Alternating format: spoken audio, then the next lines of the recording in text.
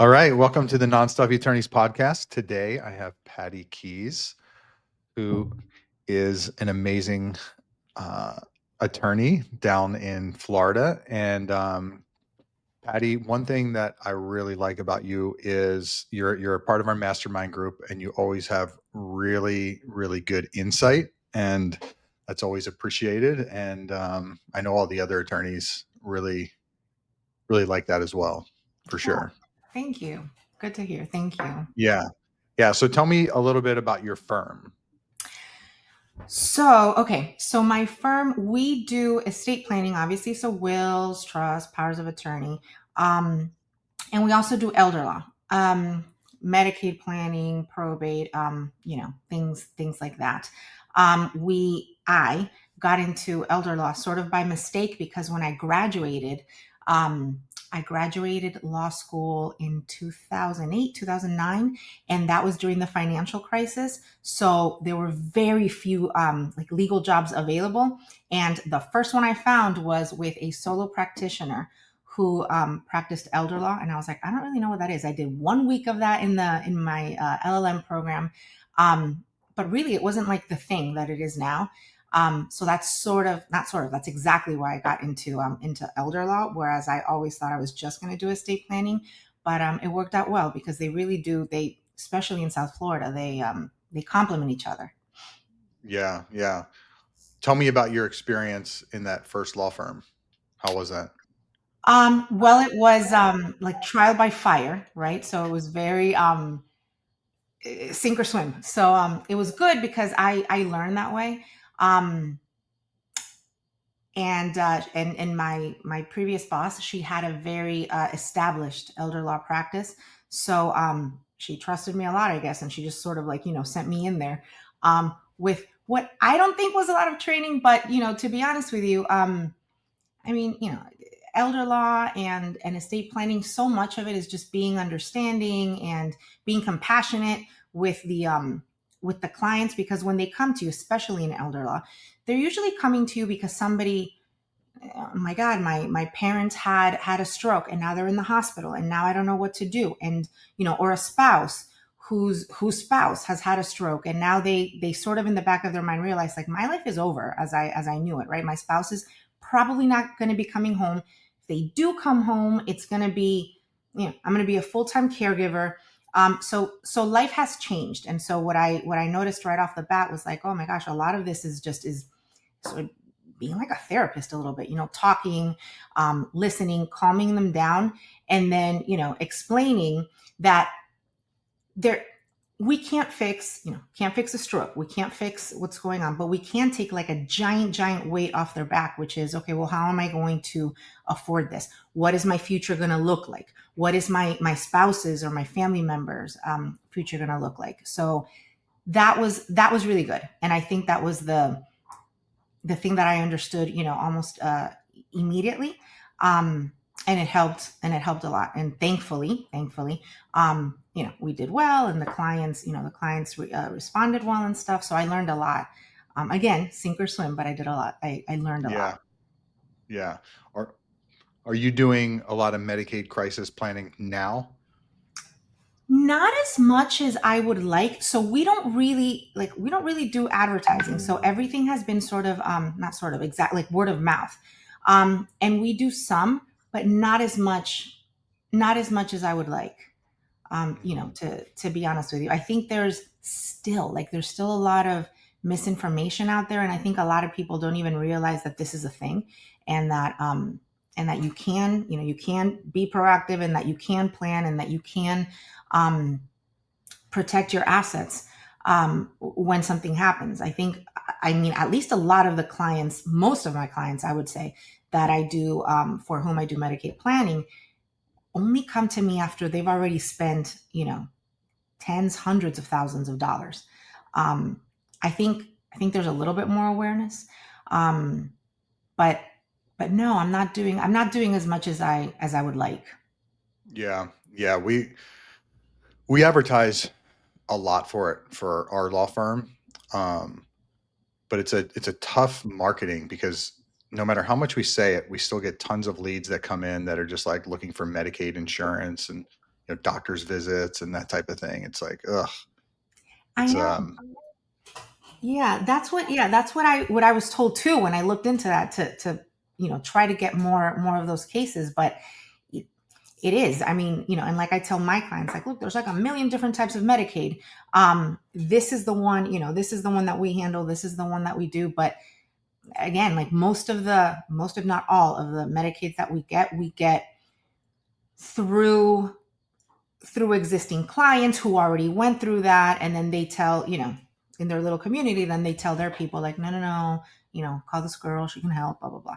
um but yeah, I don't know really like how to get around that. I used to do, when I was in my very first job after graduating, I used to do a lot of seminars, like in-person seminars, and I loved them. Like I love, talking to people and stuff.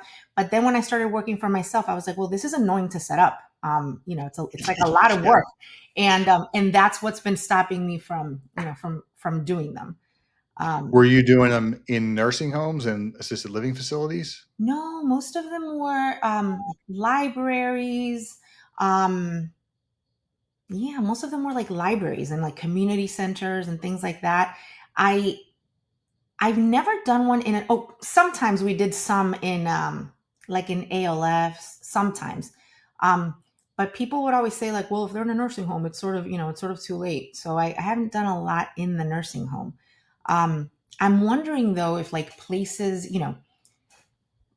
like, well, I mean, down here, like the Palace in Weston, so places where, more like affluent people go. And so they're technically, assisted living. I think that would be a great place to go and do a talk and talk to people. But again, like I'm so like paralyzed by, oh my god, this is daunting, like, trying to like, send out a letter and go talk to them, and and blah blah blah. So I haven't done it, but I think that it's a good idea. What do you guys Yeah, do? it's a process. We haven't done any in nursing homes or ALFs or any. We haven't done any, and we've only done a few seminars. We actually built out a seminar space this year. It's like 500 square feet or something, and we've run zero seminars. We have meetings. Our staff meet in there daily, so we're using it for that, and then we have we started implementing staff training for very, like, sales training, and then executive training and stuff like that. So we actually have like a course supervisor. We have courses that they do, so we use that space for that. But the intention was for these seminars, and I said to my wife a couple weeks ago, I said, okay, we need to schedule one. She's like, I do not have time. I know. Like, oh my god, she like really snapped at me. She's like, have you seen my calendar? Have you even looked at it? Like, relax. Oh man, that no, I can totally relate. I thought where I do a lot of seminars, like financial advisors who have spaces like that for their own conferences. They'll ask me to go a lot, because I mean, people like it. They like, the presentation's not boring. It's not, a lot of the times people go to these seminars and they're like, and you sit there through a PowerPoint and it's like, oh my god. But they like it, and so they call me back a lot, and I do those, and that works out well. But again, I only do that because I literally just have to show up. Like I don't have to go through the whole thing of planning it or having staff plan it. And I mean, I think I've mentioned this before, like on the mastermind, I have a big problem delegating that I'm trying to work on. But even if I have like the staff, which I concentrated on this year, okay, like I'm going to get the staff that so that they can handle this and they can plan everything. That's not true because I still have to sign off. I still have to like sign off on everything, You and have then to it's approve everything. yeah, You have to. Is that what you mean? yeah, yeah, Okay. yeah. Yeah. Yeah. You need to learn to not do that. I know. My Um, husband's like, you have to stop doing that because then why do these people have a job then? And I'm like, I know. um, what what do you have the most trouble delegating? Everything, or there's got to be some specific stuff. I mean, okay, I'm bad. I will literally say to like, okay, there's some stuff that I don't even I basically don't even need to see what you're doing. That they're so good. I've worked with them for years. Um, but most of them, I mean, I'll do things like, um, hey, I want you to send these estate planning drafts to these clients. And in the body of the email, you're going to put, even though we have like templates of these emails and they've done it, like for a month, and in the body of the email, you're going to put Mr. Smith. I'm attaching and I'll like literally sit there and like tell them what to say. You're And yeah. And then my husband, who's like you're sometimes terrible. here You're from my terrible. office, he's like looking at me like, my God. Yeah, no, it's bad. It's bad. Are are they like messing up, or do you just need to have that control? I think it's more of the control thing. But to be fair, I do have like a couple new ones um that are not, because I listened to you and I focused more on like the sale, the sales quality, instead of just focusing really on do you have any legal experience, which I think is true. Like, I mean, they're not drafting a trust, so why do they have to, have it's I think it's more important that they're able to relate to the clients and like, just problem solve normal problems that will happen in a doctor's office or a lawyer's office or whatever. Um, but they're fairly new. They've only been here like 3 weeks or a month. But I mean, come on, it's like sending an email with with drafts. So I'm like, and then you have to make sure that the drafts are in PDF. And like I've told him this like 17 times. They've not yet messed up, but part of me is like, well, that's because you're coaching them every single email. Oh my So goodness. I know it's really bad. I know. I know. I know. So are you the office manager? No, Would you I say that? mean, Would you say that you are? I mean, not in my head, but I think that if I were objective, then yes. And so again, like another byproduct of my husband works here, not for me. He has his own. He's a lawyer, but he's um, You guys are in the same building? in the same. Yeah, my office has like dividers and stuff. So he's in like half the office, and I'm in like the other half of the office. Because he works from home, and we have the twins who just turned 1, and they're super loud. They're so bad. Oh my God, they're so bad, and they're like so loud. Whether they're happy or they're screaming, they're just really loud. So it's impossible for him to work from home. So sometimes I'll have like the status meetings, and he will open the divider and we'll be like, what was that? And he's like, you can't do stuff like that. And I understand, like I agree that that's not a good use of my time. So going forward, what we're gonna do is like I'm gonna delegate those tasks to one of my paralegals who is really really good, and I trust her, implicitly, for her to like manage the progression of the files. I mean, literally things like, okay, guys, so did you send the drafts? When did you send the drafts? Okay, great. Well, can you make sure that you record the deed? And all of that stuff is already on. Like we have processes, right? I just feel like I need to sort of be on top of it. So in my head, no, I am not the office manager, but apparently, yes. In reality, apparently I am. Yeah. Do you have someone posted as an office manager or a role like that? No. No, no. Okay. That's I'm consider see, I'm considering making my paralegal that, but I don't know like what else would the office manager do aside from, keeping the files on track. Yeah. Well, I mean, in any business, you really have mm, uh, you really have like 7 divisions to it. Okay. So you have a division with like the executive division, which would be the executives of the business, which are essentially responsible for like the legal rudiments, the future planning, right? The estates, right? How the building looks, right? Cleaning, upkeep, all that. So that's all kind of like in Division 7. They call it Division 7. It's the executive division. Anyway, and then you have the HR division, which is all things related to Mhm. HR, communications, receptionist, hiring, firing, onboarding new staff. So that's like Division 1. And then Division 2 would be dissemination, uh, like marketing, Yeah. promotional pieces, social media, lead generation, all of that. And then the third division would be finance. So all things related to finance, paying bills, Mhm. incoming money, right? Profits and loss, all of that goes there. And then the fourth division would be the production division, right? Actually doing the legal work. Um, And then the fifth division would be like quality control. Like, you could have attorneys who are side checking the work, approving the drafts from the paralegals. They would kind of fall into that. And then also that division, the quality control, is really responsible for correcting staff as well, right? Mhm. So if they make a mistake, right, documenting it, giving them assignments so they get corrected on it, that type of thing. And then the sixth division is really like public relations, community outreach, Okay.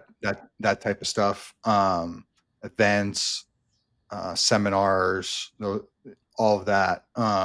Sales also goes into the division two, the marketing and sales is kind of along in the same division. So you have all of those aspects of any business, right? Whether it's a law firm Mhm. or a pizza shop, right? Every business has those. And really, kind of to the degree that you put people in charge of them, um, and their they're delivering their job, getting products out, right, effectively. Like, okay, this, and in each division you have departments, and then each Mhm. department has the different jobs in those. Okay, so each department has a valuable final product that they are delivering, Right. and then each division as a whole has their, okay, a, a, you know perfectly drafted legal documents delivered to the client. That could be like division four for like the production division. So each department has their own products, each division has their own products, and then overall the business needs to have their own like valuable final Mhm. product. What's the whole business as a whole striving for? So you really have, if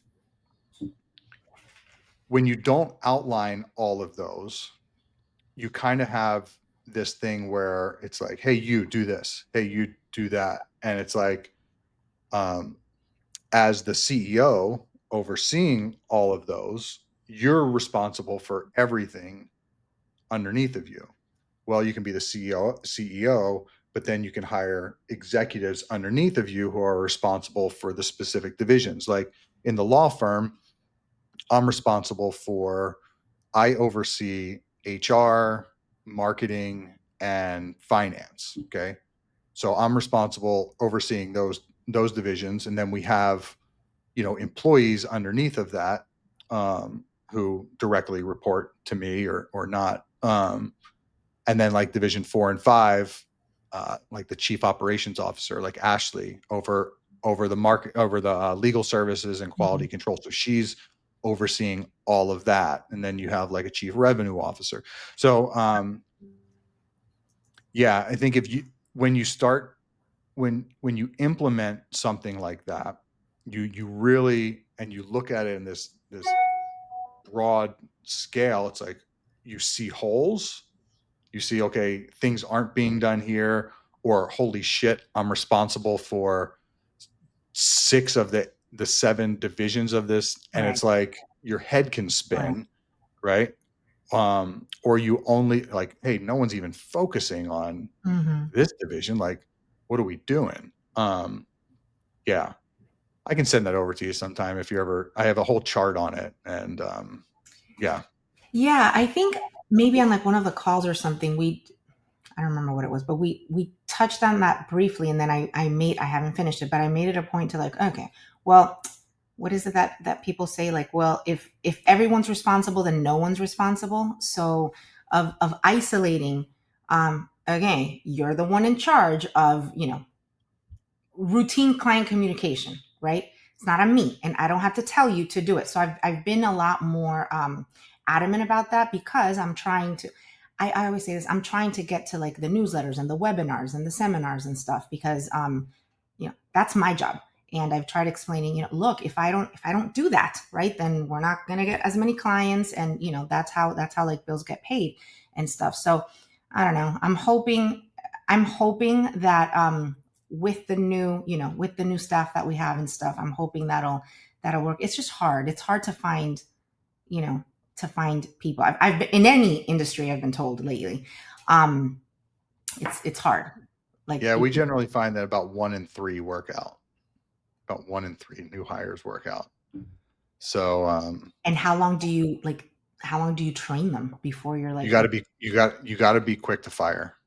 "Hmm, You gotta be, right? It's like for the people who are there new that aren't trained, that you haven't invested a lot in, really like I don't wanna say the first red flag, but pretty close to it where you're like, I don't know about this." It's like, "Hey, cut bait, hire the next person." yeah, Otherwise you can get into a situation where you got this person around for 6 to 8 months, you've invested a bunch of time, yeah, and they've just kinda sucked the yeah, whole time, you yeah, know?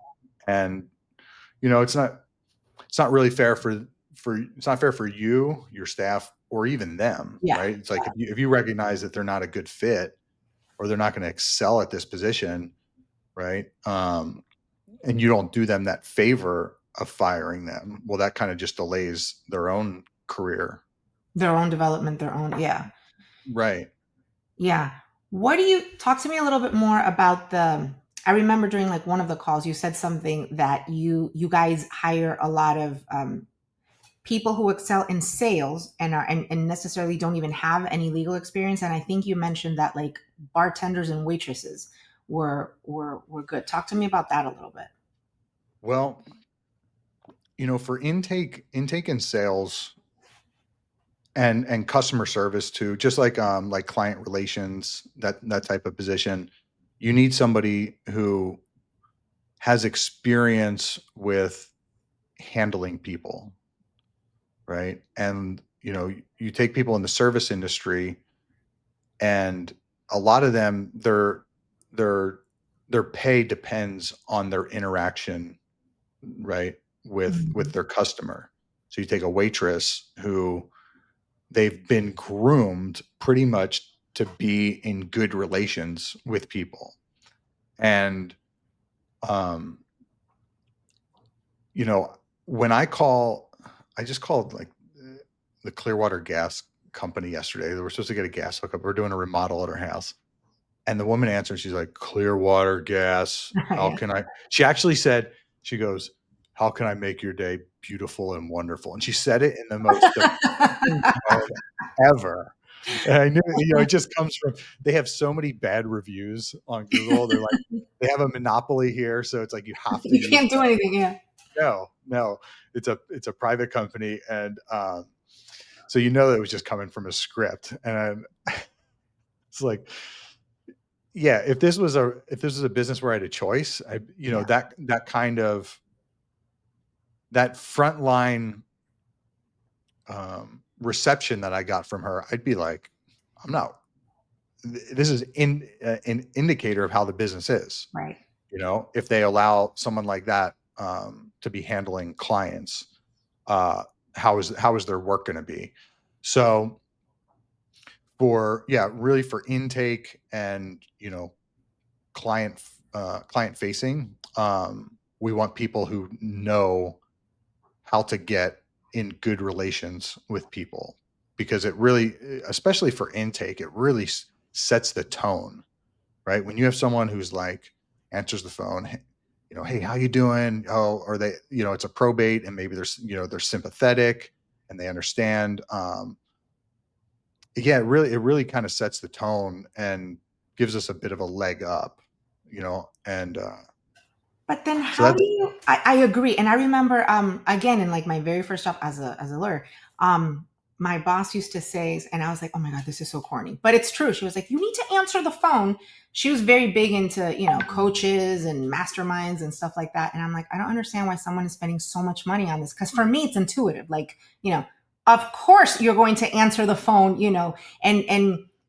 and treat the client or the customer like you care, like you're genuinely interested in what they're saying, because I mean that's your whole job. So for me it's intuitive. But you'd be surprised how many people apparently don't know that. And she used to say, like, you need to, it's almost like you're on the phone, right? You're not on video, but it's almost like you need to be smiling when you're saying it, so that the yes. the person on the other end of the phone perceives that. And I was like, that's the corniest thing I've ever heard. But here we are. And I'm like telling my people, I'm like, you guys need to smile on the phone when you're answering the phone call, because I mean, it's like that Clearwater gas lady. And then I tell them, and I'm like, listen, we have like, you know, we have a, not a script, but like a guideline, right? Of the things that you can say. We have some pointers. We have definitely the information that you have to get from the client. But, let's not be robots. Like, we have to, if somebody tells you, yes, I'm calling because, I need to sell my dad's house. He passed away in August. All right, can I have your dad's name? Like, you don't do that, right? Like, you're a person. You have No. to be a person. So you have to be, I'm so sorry for your loss. I understand, blah blah blah. Again, you would think that that's like normal, and that's something that doesn't have to be said, repeated, or taught. But I mean, here we are. Like, apparently it does. It's so weird. How do you then, let's say that if you do get somebody who's really good, right, who's personable and stuff, but then how do you, at least my calls, and we record them, and I see the transcripts and stuff, and clients, not the ones that are referred by, that we get through word of mouth, but the ones that we get from Google, they will call and they're right. I need to know if I can do a probate if X, Y, and Z, or I need to know if I can be appointed personal representative or executor, whatever. um well, these people don't know the answer. Like, no one's going to know the answer except the probate paralegal or like me, and we're only going to know the answer after, I don't know, let me see the will, let me see.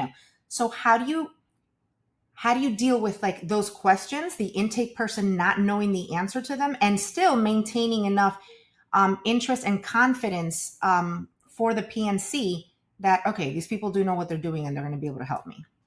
Yeah, yeah. Uh, I'm glad you asked that because when we started the law firm, I was the intake person, right? I was answering the phones, and essentially, I would almost I would brush it off in a very light way and almost joke about it, be like, "Look, that is above my pay grade. I'm here, right? I'm here to I can do an intake with you right now, and we can get you scheduled for a free consultation. I have some more questions to ask you. Is that okay if we proceed?" Um, Something as simple as that. But I can't tell you how many times I've said jokingly that's above my pay grade. Hmm. Hmm. Hmm. And they always laugh. Like, "Hey, I just do the intakes here." Right? Even when I'm like, even when if I take overflow calls now, Right. and which has become rarer and rarer, but occasionally I do. Yeah, even now I act like I'm an intake person. Hmm. I'm like, oh, I wish I could tell you, but that's something that'll get answered in the consultation for sure. And how do you guys deal with, because again, especially the ones that we get from Google, maybe the first or second question is, yeah, how much is that? Well, how much is the probate going to cost? How much is, so how do you guys address that? Because we've found that, first of all, some people don't even, we obviously say, listen, we charge a flat fee, and after we go over everything, blah blah blah, you'll know exactly like what you're going to pay. And what we're doing right now, because I don't have the volume that like you guys have, what we're doing right now is we're giving them a fee range, because if this is a person who thinks they're going to pay, which we literally got the other day, they were like, well, my friend paid $400 for a trust package in Boca. And I was like, okay, that's not true, but okay. Then we're not going to, that's a person we're not ever going to be able to help. So it is what it is. But how do you guys handle the people who ask and want immediately, like a price? And then the second thing is, how do you then, if you do quote a fee range, if they think it's too high? Yeah. Okay. So the intake team is instructed to only give the price when they are super insistent. I mean, like super insistent. So generally, the way it goes is, "Hey, I'm calling. I want to set up a trust. How much do you guys charge?" They'll be like, "Yeah, yeah, we can definitely get you set up with a consultation for sure. Our consultations are complimentary. So you'll find out the fees there. I don't have any prices, but what I can do is do an intake with you and get you scheduled for that consultation. Is that something you like to do?"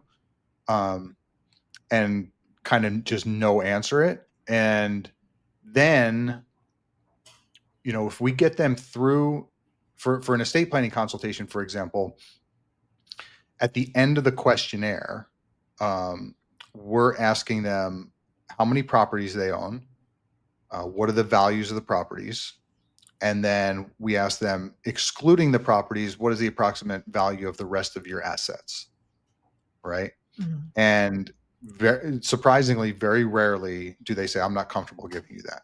Very, very rarely.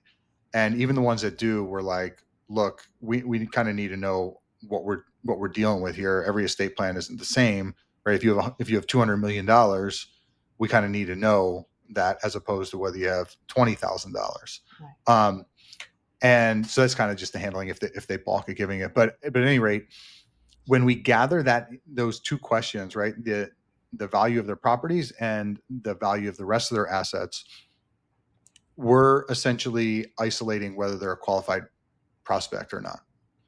You know, and you take somebody who has you do this woman who said someone paid $400 for a trust, right? Does this woman have $5 million sitting in the bank? She very well could, Yeah. you know, Yeah. you you Possible. know, and so that's one of the reasons why we don't like the intake staff to give any sort of pricing, is because there's been no uh, value hasn't been established Provided. from Yeah. the Yeah. Yeah. right, with the intake team. And so you could take someone who is very well financially qualified for your services, but they have this idea in their head, right? They saw legal shield or Zoom or whatever, that a will cost X Mhm. amount. So they think it's all the same. Maybe it's a little bit more if you go to a real attorney, but so yeah, that value has to really be built, and the intake team, yeah, just isn't going to be able to do that. You know, So who does your so that's all being done by the intake team, and then who's doing your consultations? we have non-attorney salespeople. Okay.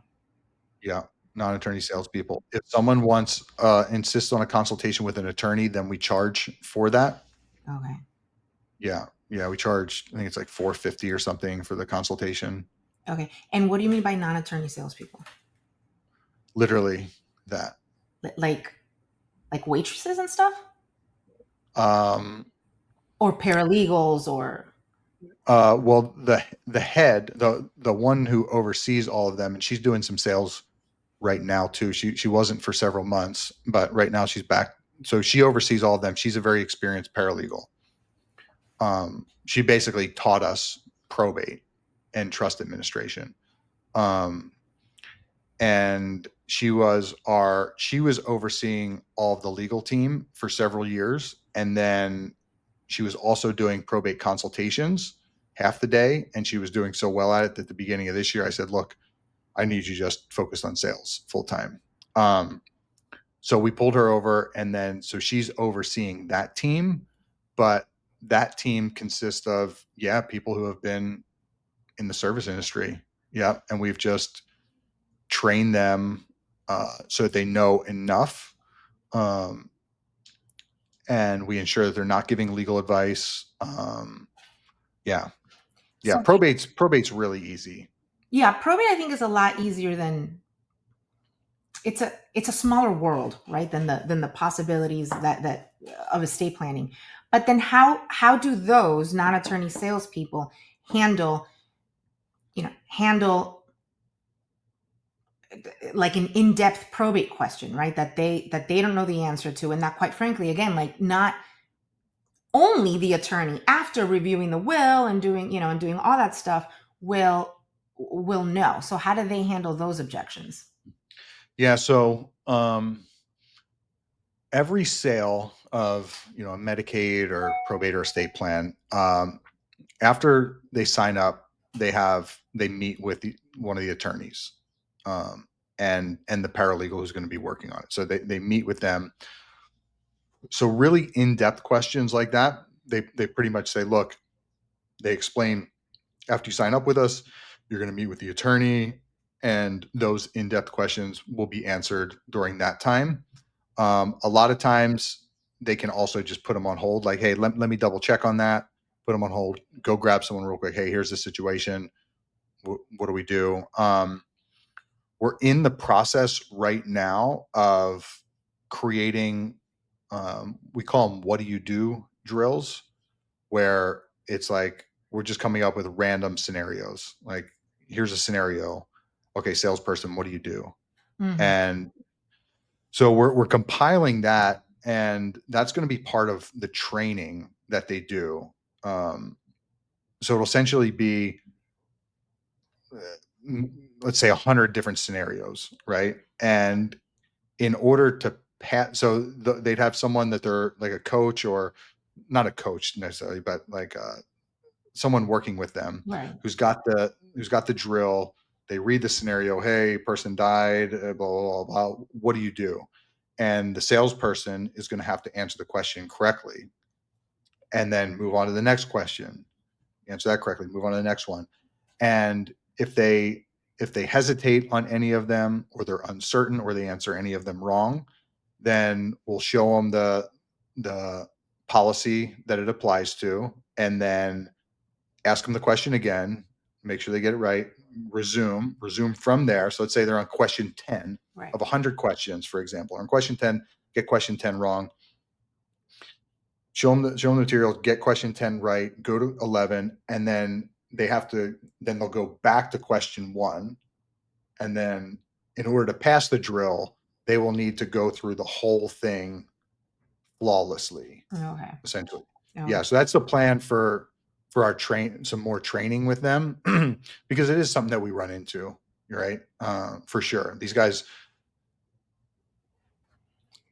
we're essentially having them, they need to understand 3 different areas of law, really: Medicaid, probate, and estate planning. And, our paralegals, they're focused on one area, and Hmm. they're doing it. Hmm. They're doing the work all day long. So they're like True. really skilled, where we've really put a lot on these guys, for sure. Do you guys charge a flat fee for probates or for most probates? Charge a minimum, and then a percentage, right? We Yeah, it's like 6,500 for formals right now. I think we're gonna bump it up to 75 soon. 3,500 for summaries, but we're gonna bump that up, I think, to 4,500 Yeah. real soon. And then, yeah, it's either the flat fee, or we we go by the statute, whichever is greater. Yeah. Okay. So how, for example, let's say someone calls and they have a probate and stuff, and then they're talking to, so you get past the intake person, and then they do the consultation with the free consultation with the salesperson. How does who quotes the fee? Who determines, like, okay, this is going to be a $4,500 one, or this is going to be one that we're doing a percentage, and how do they do that? Um, because, for example, I only have my paralegal determine the fee because I trust her and I know that she knows, okay, there's 4 siblings.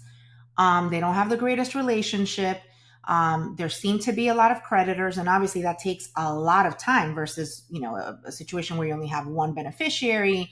Um, no creditors. There's a lot of money, so even if there are creditors, it's not going to be like a big issue. How do you guys determine that? Yeah.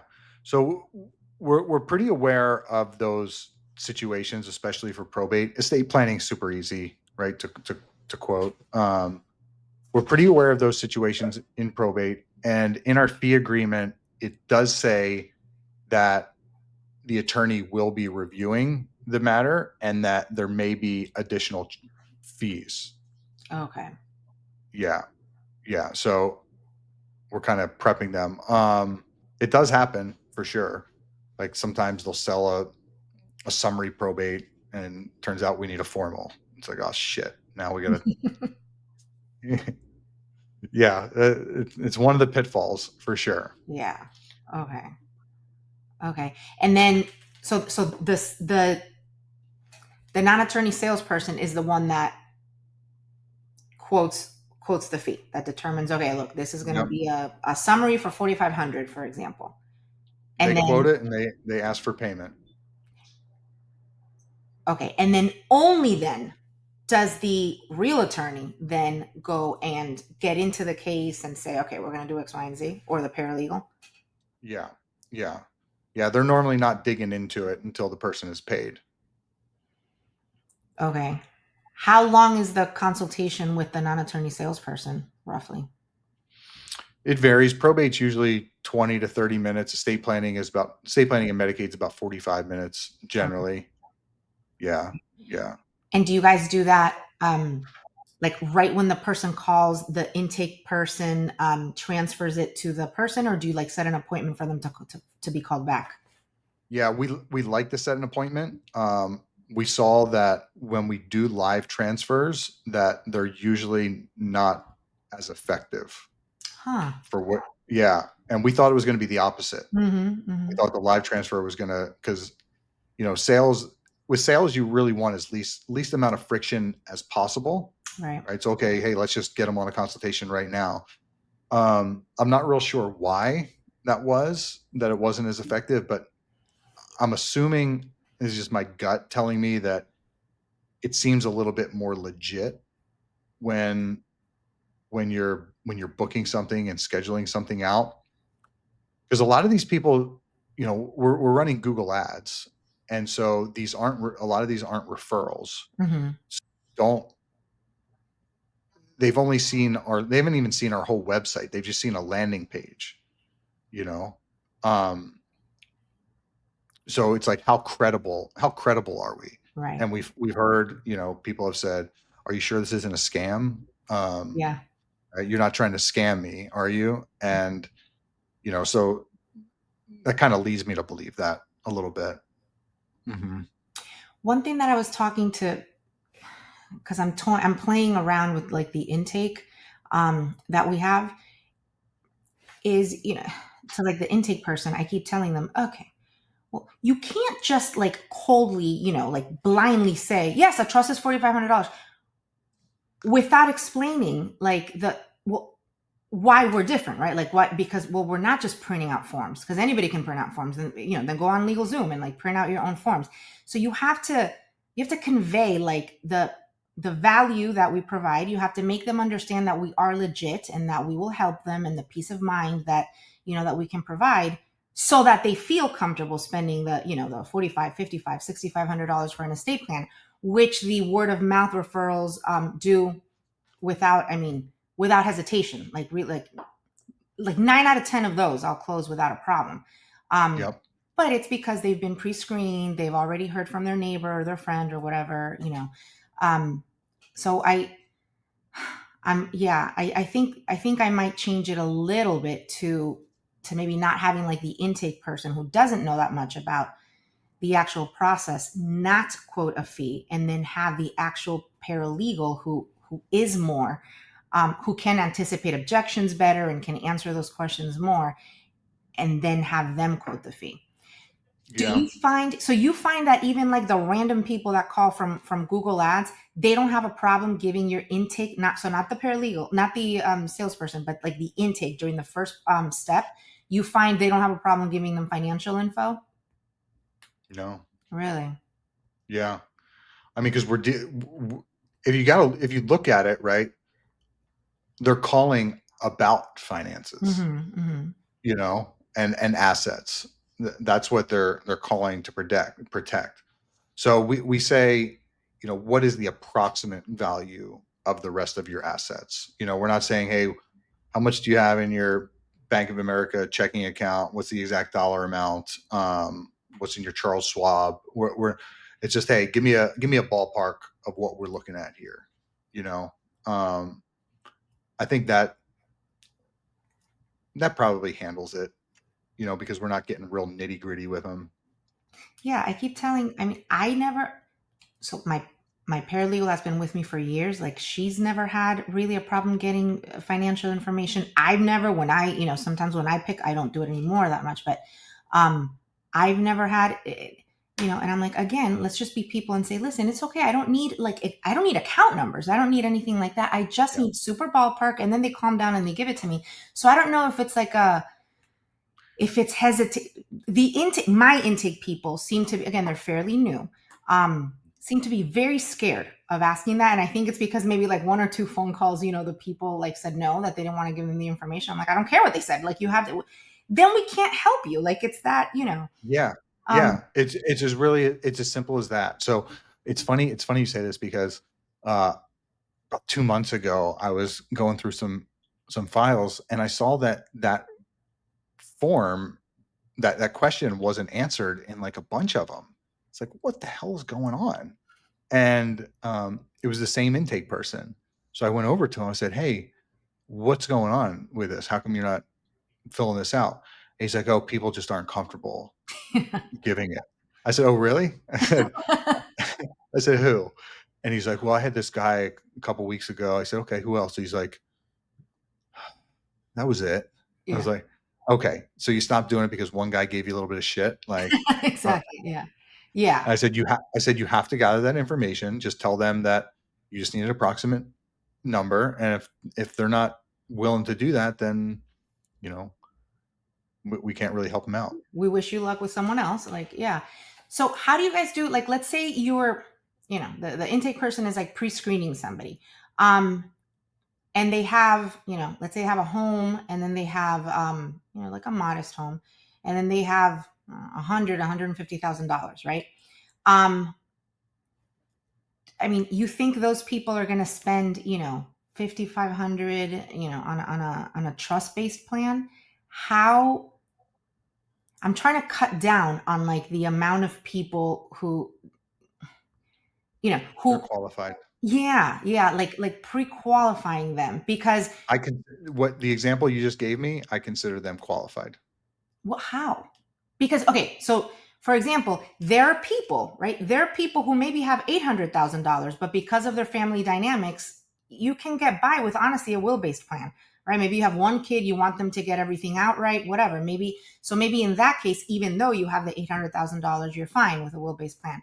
But then there may be other people who only have $100,000 and have problematic children or addicts, or whatever, where you're like, but it's not because of the amount of money that you have, it's just because of your family dynamics, that I'm not going to do a will-based plan for you because you need a trust. um Yeah. but they have a I hundred think grand. I think the thing that you might be missing in this is at the beginning of the sales process, one of the first things you need to do is identify what their problem is. What are they trying to solve? Okay, why did they come to you? Why are they booking this consultation? Why do they, like, what in their universe is the reason that they want to plan their estate? And if they come out and, let's say they have $50,000, right, in assets, and they're like, "Look, I don't want my stuff going through probate. I don't I don't care. I want to avoid it. I had to deal with it with my dad. It's a pain in the ass. I don't want my kid to have to deal with it." Okay, cool. We can solve that, right? Here's how we solve it. XYZ. So, I think it's really like identifying what their needs are, what they're really trying to accomplish, and then, yeah, just solving it for them. Yeah. Does that make sense? It does make sense. Do you find that, for example, in when you have the intake person, um scheduling a call with the, how, first of all, how long does that take usually? Like, is it same day, is it the next day, is it 2 days? It's usually within either the same day or the next day. Okay. Okay. Yeah, And you don't usually. find that people, again, just Google people, right? Not people that know your Yep. firm and stuff.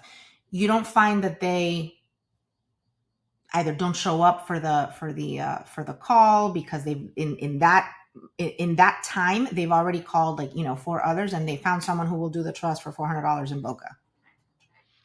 Um, Usually not. Okay. No, we have a pretty high show up rate.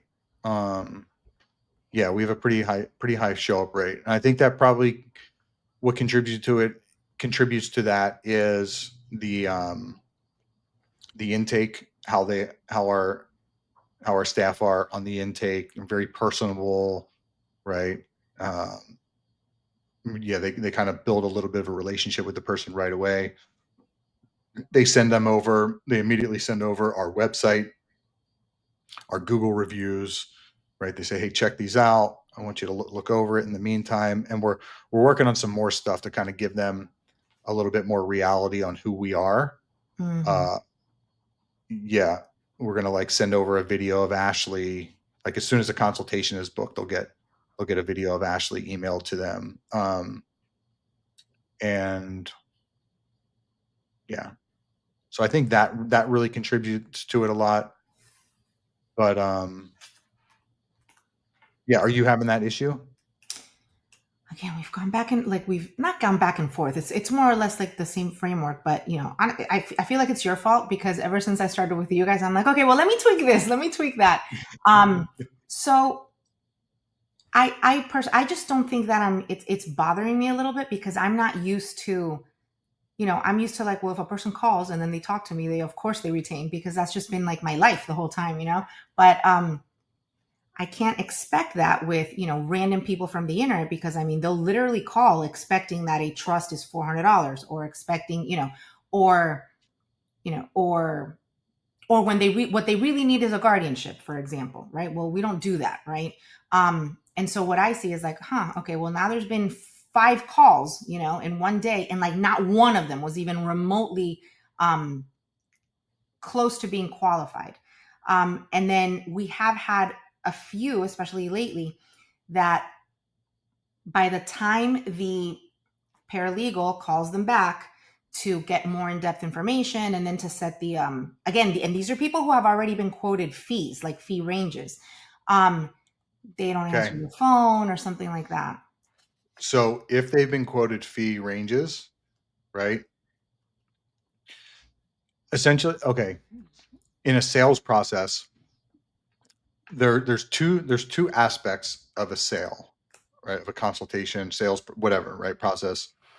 There's the selling, there's the qualifying, the presenting of your services, right? Finding out what the problem is, um, presenting the solution, all of that, like building rapport. That's all selling, right? Um, and then there's closing and like closing the sale. Okay, two totally separate things. All right, the best salespeople in the world are closers. Hmm. They are able to close the sale, collect the money. That's who gets paid. That's those salespeople make lots of money. They make businesses lots of money. Anybody can sell something, right? You can sell someone on, right? If you're personable and all that stuff, you can be the best seller in the world. But closing is a much different thing. Hmm. And what happens is as soon as you give the price, as the instant that you give the price, you move from that selling process into the close, and you can't go back into the selling process. Right, right, right. Okay. So, and what happens is with as soon as you give that price, people get funny. They get a little bit weird, right? You tell them the money and they get a little bit foggy, right? They start like, right? They start coming up with all of their fears start coming up on the fear of making the wrong decision, right? Is this not the right thing to do? Is this too much? Is this right too little? Are they the best people for me? All these fears come up. And that happens that moment, that instant that you give the price. So if your intake team are giving the price, they're instantly putting them into the close. Hmm. Yeah. And a closer recognizes when this is happening with the prospect, and they're able to push that prospect through their own fears various ways. I mean, there's a bunch of books on closing out there, but it's really understanding like what's happening with the person and helping that person get through it. Right. Okay. Right. Like the person doesn't buy just because they have fears. Whatever the fear is, there's a million different fears that they could have, but the good closer is going to help that person identify what that fear is and guide them through it Right.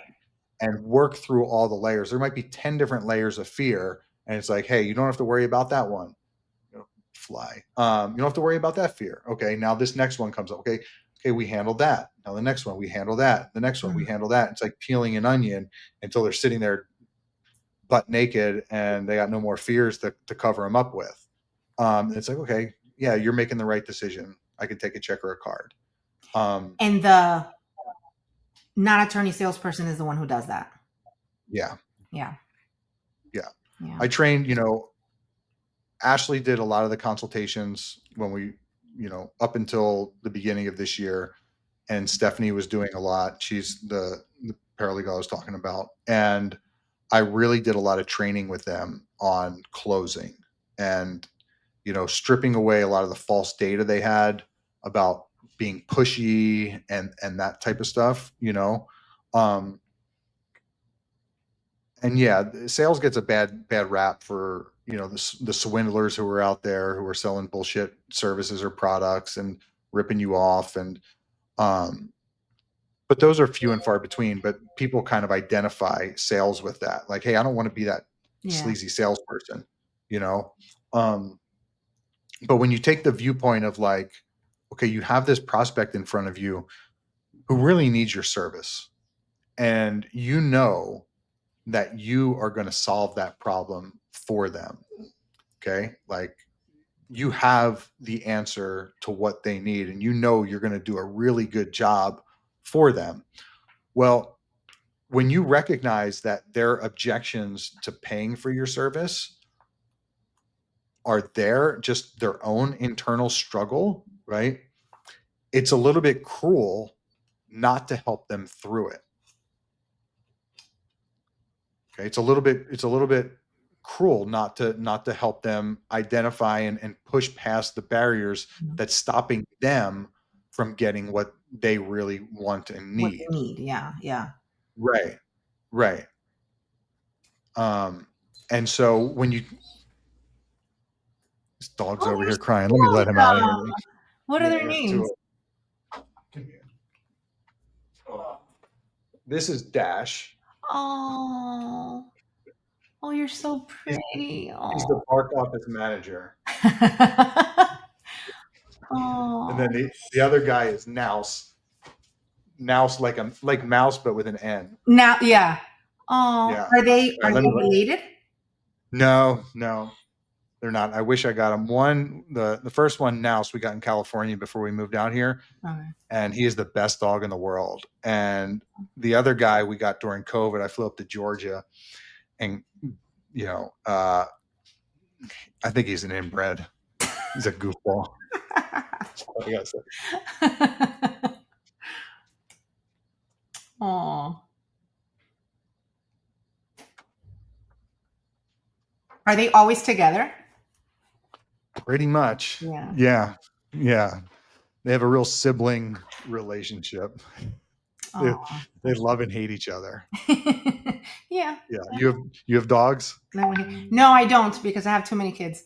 But Yeah. we were thinking because I have my two older boys are 13 and 11, and my little one was like terrified of dogs because when he was Oh. little, my friend brought her like it's a dog this big. Okay, it was like a tiny dog, but there was a storm, whatever, and the dog got startled and started running and like chased my son Patrick all around the house. So he's like always remembered that. So he's terrified of dogs.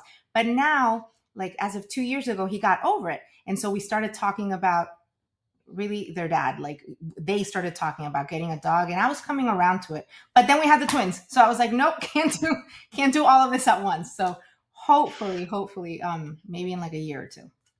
Yeah. Yeah. So you have four. It's a You guys are lot. wild.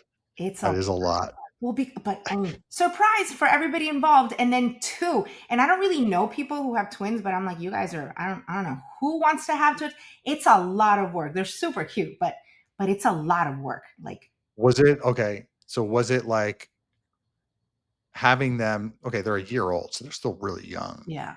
But when they were like infants, was it like really like was it twice as hard as having one? It was like Yeah, 3 times as hard.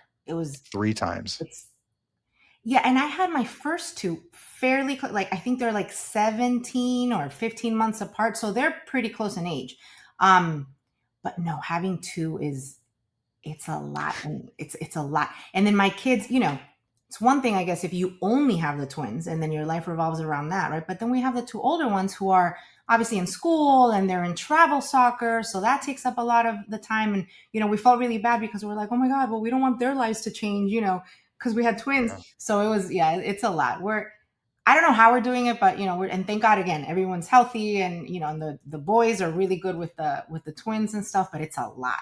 It's a lot.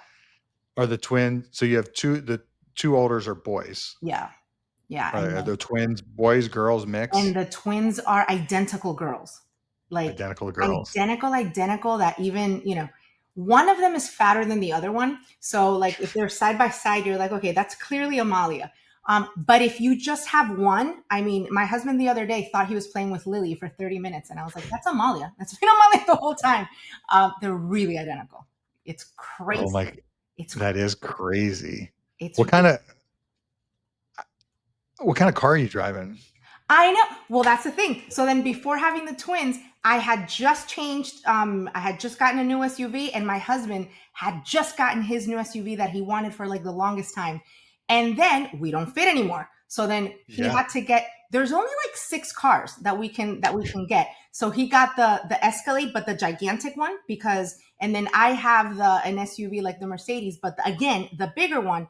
But in order for the people to fit, the trunk space is this big in my Yeah. car. So if you In have your the car. stroller in my car, yeah. So if you have the Yeah. stroller in there, nothing else fits. So that's why we needed like his car. And again, when we were like car shopping, out of pure necessity, because we just had both have gotten like new cars, there's only like 6 options that you have, because if you want that bigger trunk and for the people Yeah. to fit, it's crazy. So what do you do when you're driving them around? Because you got to have a stroller, right? Well, the stroller fits, but just the stroller. So I have, we have like a stroller that the twins, that they used to like walk the twins around the neighborhood and stuff. And then we have like an umbrella stroller. And that goes there. But for example, if we have to go to like a soccer tournament, we can't go in my car because you have to take, the tent, and you have to take, drinks and stuff. And I'm telling you, nothing fits in my trunk. It's like, it's this big. It's ridiculous. It's so crazy. It's Is so the crazy. Escalade is there an yeah, I can't picture how big they're pretty big, right? They're like ginormous. It's like a boat. It's yeah, You can like if you go away for a soccer tournament with the 6 of you, yeah. right? You're able to fit everything in their suitcases and everything, the tents. Yes, but we don't do that a lot because, like I said, the twins are not very well behaved. So we're like, we have like PTSD with them. So, we've had to go to some tournaments, and then, but then we have to bring the nanny because it's, they can't, they're too little to spend a whole day, out in the Yeah. sun and stuff like that. Oh yeah. Although people are like, the reason that they're so, that they don't behave is because you guys don't take them anywhere. And I was like, that it could be true. It could be true.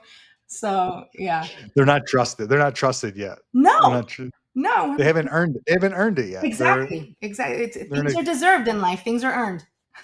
yeah, yeah, they need to earn it. Oh man. Oh, that's too funny.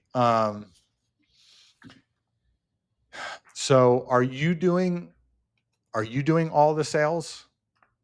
All of it? No, my paralegal, whose name is Jody, does it does most of it. And again, and she's like, I know that there's like a lot of books and stuff, but I believe that a lot of this stuff is like, there are people who are just, even when they're little, that you're like, oh my god, this guy's such a good salesman, because they're personable. And that's how she is, and she does a really good job of anticipating like what the client needs, what the client is worried about, and then addressing those needs. And also she knows by now what the objections are going to be, overcoming those objections. So like, what, $6,500 for a trust based plan, and basically in a very nice way she's like, but you need it because you're protecting, a million, or you have two homes, or, whatever. And like, just think about it like this. If you don't do this, then you're going to have a probate in Georgia and you're going to have a probate here. So she's very good at doing those things. But I mean, that's like few and far between. Like she's just very, very, gifted at doing that. Yeah. Um, Has she done any sales training? Have you had her do anything?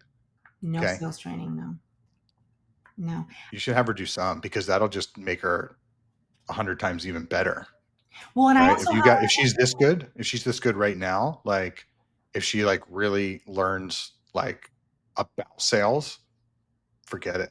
She'll be great. what about like, because I have another paralegal who recently started with me, and I think the foundation is there because again, she's personable, she knows probates, she can answer questions, she's empathetic. What sales training do you recommend? There's a book called Secrets of a Master Closer. And I just created a course on it. It's not in our portal, and I don't think I can really put it in our portal anyway, like the learning. It's literally like a paper check sheet with like you read a chapter, you do drills with another person on what you just learned, that type of thing.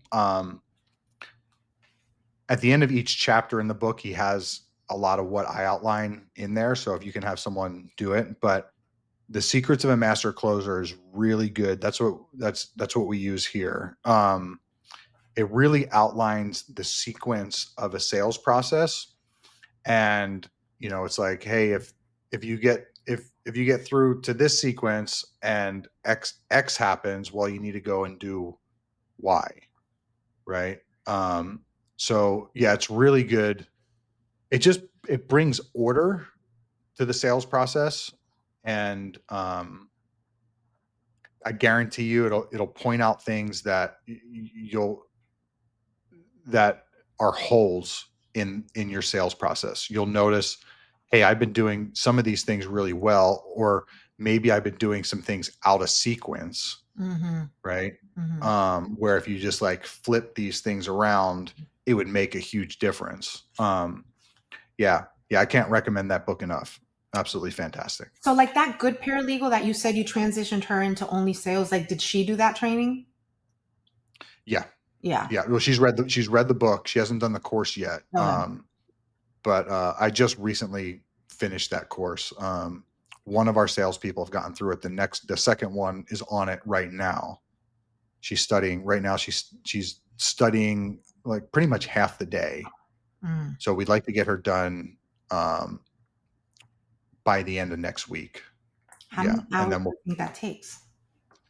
well, she's got a prerequisite to do first, which is like a study course, a course on studying, like to study so that you can actually assimilate the information and use it. Mm-hmm. Whereas, in school, a lot of it you're taught to memorize to pass the test. Mm-hmm. You're not actually taught to study to apply. Mm-hmm. And so that's why hands-on work is so effective, Right. right? Hands-on training, because you just read a book. Like if you were able to read everything and instantly put it into use, that would be very powerful. Right. But they don't teach you that in school. They don't teach you how to do that. That's what this course does anyway. So she's doing that right now. She should finish that in maybe 2 more days, and then she'll start on the sales course, which she should finish by the end of next week. It's pretty in depth what I compiled. It's like I wanted to make sure that if they do that course, they fucking know what they're doing. Yeah. They've got it like the back of their hand. They don't have to think about it. It's just like now it's ingrained in them. Yeah. What percentage of like resources would you say you siphon over to sales? Um, what would you call a resource? Let's say just to make it easy, that you make $1 million a year. What percentage of that do you guys like invest into marketing, sales, training the salespeople, intake specialists, like all that stuff, Google ads? Well, right now we're spending 19% of our revenue on marketing. On Okay. marketing? Yeah, so 19% has to be spent on marketing. When we first started, it was 25%, and then we've gradually brought it down. It's down to 19. We will eventually get it down to 15%, but we won't go any lower than that. Okay. Okay. And then um, our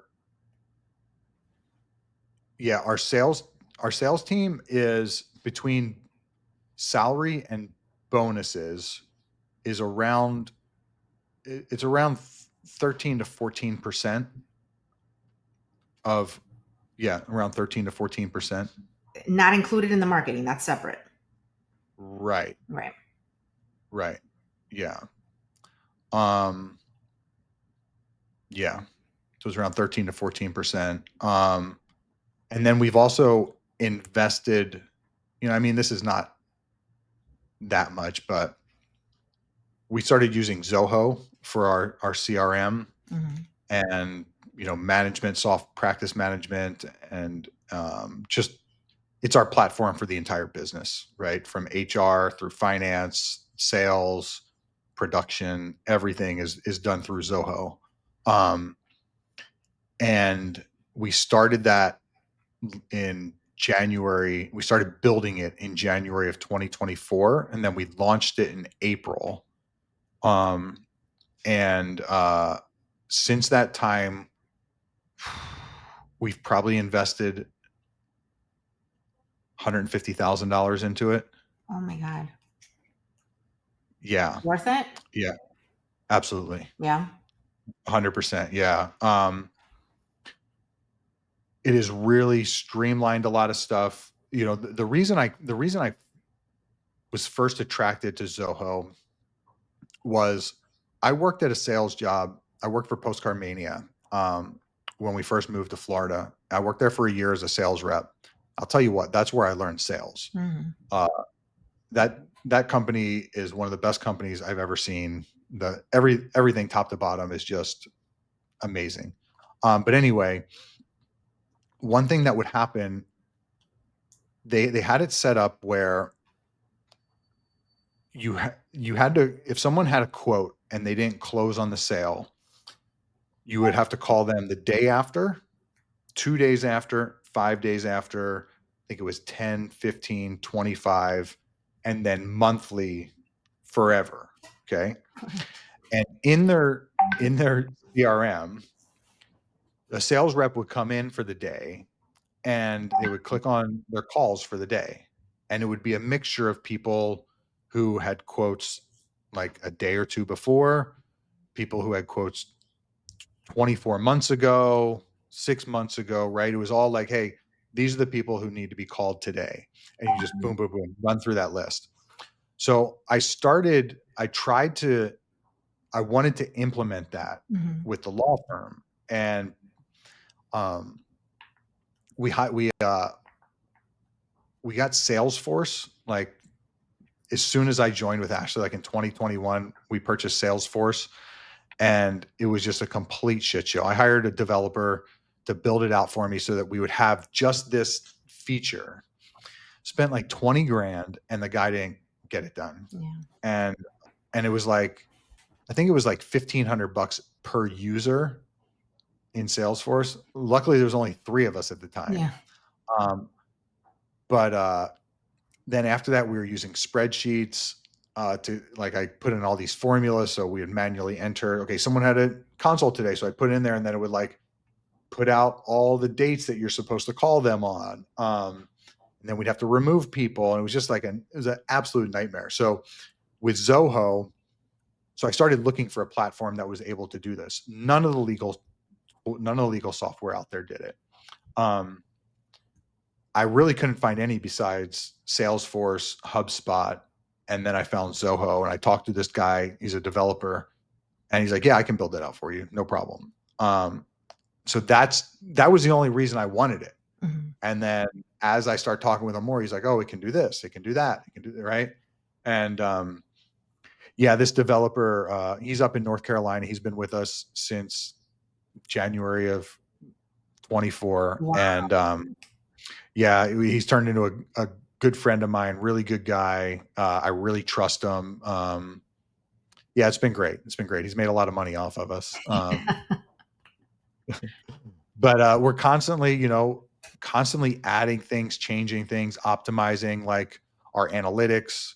We run all of our marketing campaigns.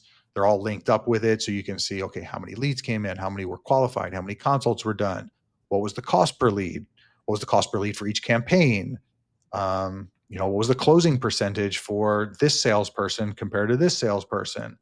It's just like anything that's in the Zoho platform we can run statistics on. And yeah, it's I don't know how I got into that. I kind of went on a tangent. No, yeah, we were talking about the percentage of revenue spent Oh yeah. on like marketing and stuff, um, and sales. Yeah. Yeah. Yeah. With marketing, well, what's your intention with your firm? What do you want to do with it?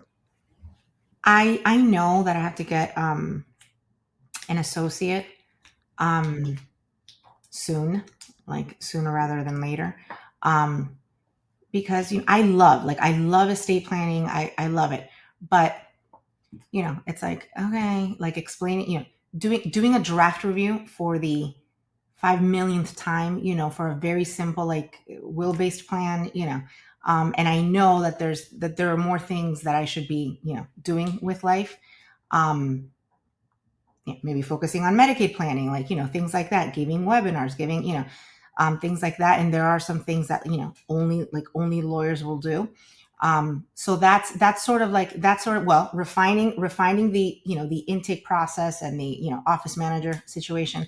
And then getting an associate so I can, start delegating things more and more. Um, Okay. But how about in five in 5 years, what the ideal situation, what's your law firm look like? What's revenue look like? What's the ideal situation? well, Like your dream in 5 years. Yeah. my dream, in fact, would probably be to multiply revenue by maybe like four times. Like this year, my goal was, I started late though. I started like it's the twins' fault, but I started like at the halfway point of the year, and my goal there was to double, um, in like 6 months. Um, and it's going well. But there's only so much that I can do. Like I can't be, like I think that my role I need to be more involved in marketing, and I need to be more involved in, in getting out there and giving, it's also like the stuff I'm good at. Um, Giving seminars, giving webinars, things like that. Uh, Network, as much as I hate it. Oh my gosh, I hate like networking. Like blind networking. I love talking to people, but I hate like, oh, let's go meet this Yeah. financial advisor for lunch and just sitting there like, um, or Ashley's like, yeah, it's like kryptonite for her. Someone's like, hey, I'd like to network with you. She's like, yeah, it's horrible. get And it's like away. draining, and it's, and a lot of lawyers are, like, in law school, we'd be like, oh my God, they're like gargoyles. They're like not, they're not approachable. Well, I mean, you have the whole non-stuffy thing, right? Like for a reason. Lawyers Yeah. are not, um, so a lot of times you have to network with other lawyers, and you're like, oh my God, how do you get clients? Like, how does this person get clients when you're so, you're like not a person. You're, ugh.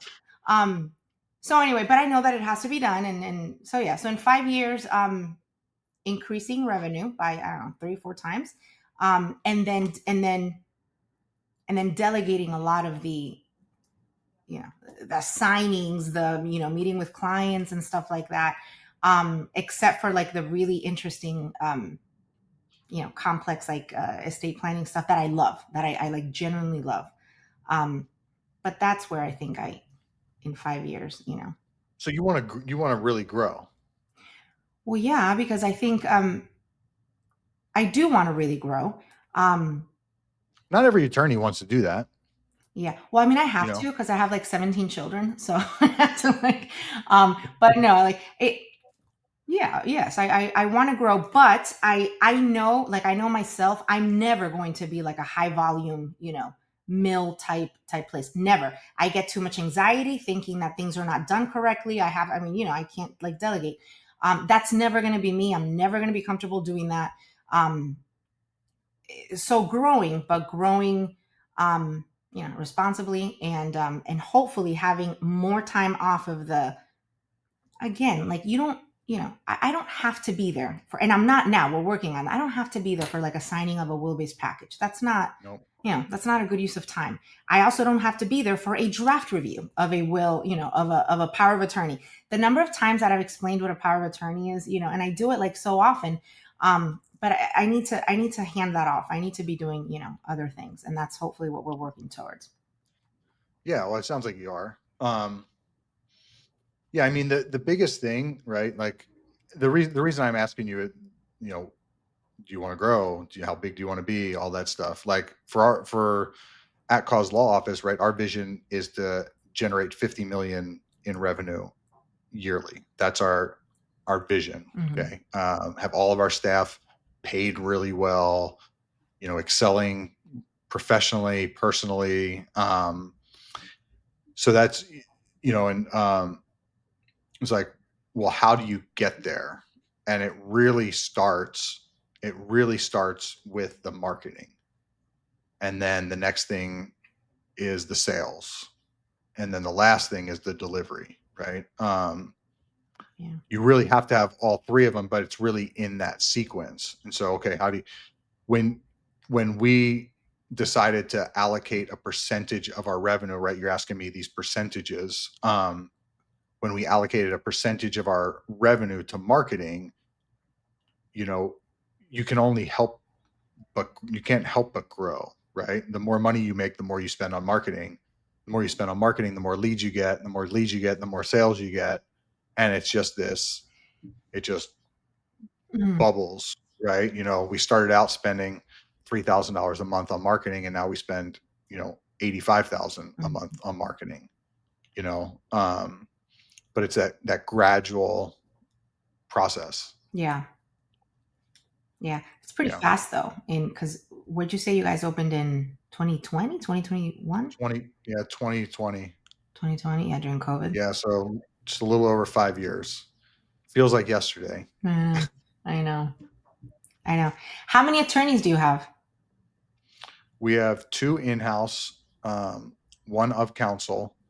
So the one attorney is just reviewing documents that the paralegals do, draft, and then Ashley's meeting with clients, right away. So they sign up. She's the one that they're meeting with right away.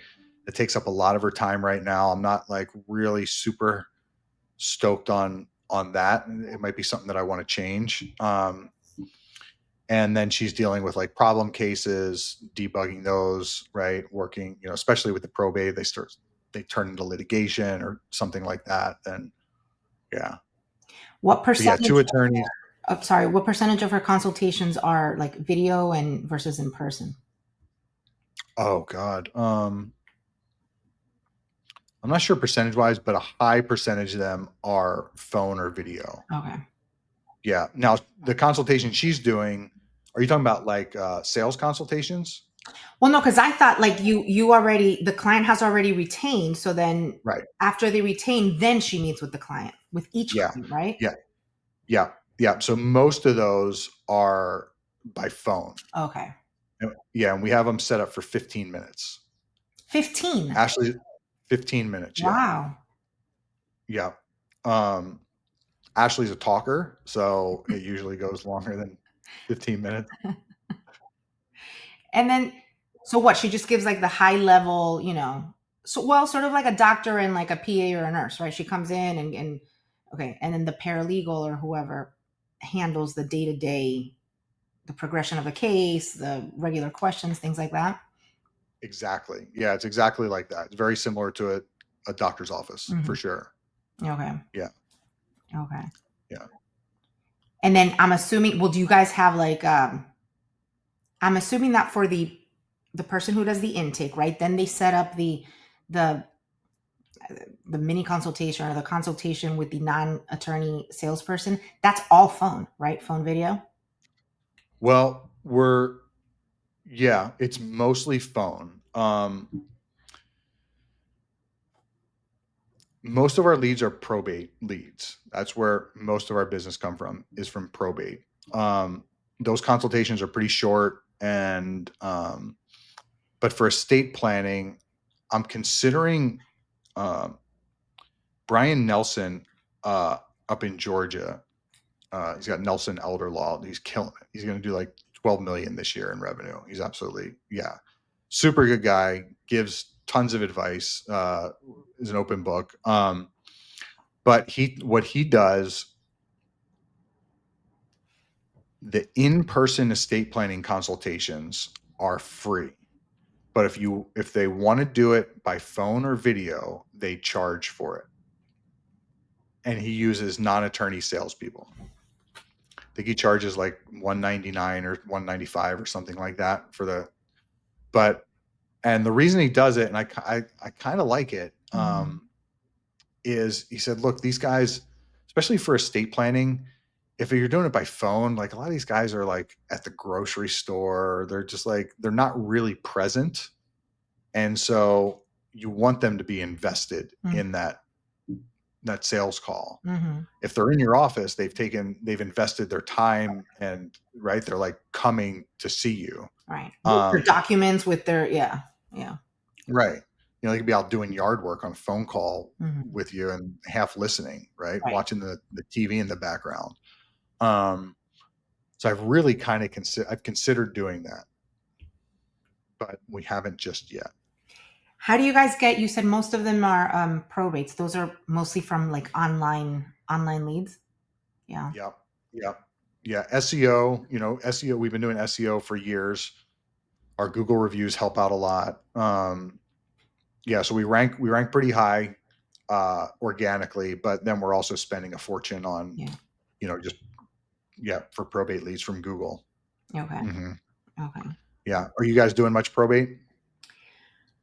Well, we just started with the ads for probate, and we recently doubled what we were spending just in probates, because like for me, if it's an estate planning file, again, my problems with delegating, but I also like it like a lot. So I do the estate planning file. So for me, it's very time consuming. Like I'm doing the draft review. I'm not doing the signings anymore. But I look at the file from beginning to end to make sure everything was done. I draft all, I mean, not the power of attorney, but like I draft all of the trusts. So it, Are you serious? Yes. Yes. I draft all of the trusts, and Patty. I know, I know. Yeah, I know. And and we use like Wealth Counsel that has very good, very good software, and they have very good like scenarios and stuff like that. And I'm like, I don't care, because it's going to take me longer to like proofread the document than it is for me to just to like generate it. Because I know what I'm looking for, and I know I know it's as I'm saying it, I know like how it sounds. But anyway, those are not, they tend to be for the most part like lower value retainers, even though they're 4,500, 6,500. But for a Medicaid, you can get 12,000, 13,000. The probates, same thing. Okay, 5,500 for the lower ones, but 65, 75, 85. And I'm not. You get an estate that's a few million, and you charge a percentage. It's a good payday. Exactly. So, and I'm not, I'm obviously like overseeing it, but the staff is very good. Like I have very good paralegals that know what they're doing. So my time investment is not, a lot in those. So that's why I'm sort of like trying to, steer the ship towards probate and Medicaids. But like we talked about in the beginning, Medicaids are harder. So I'm trying to, are harder to filter and get than the probate ones.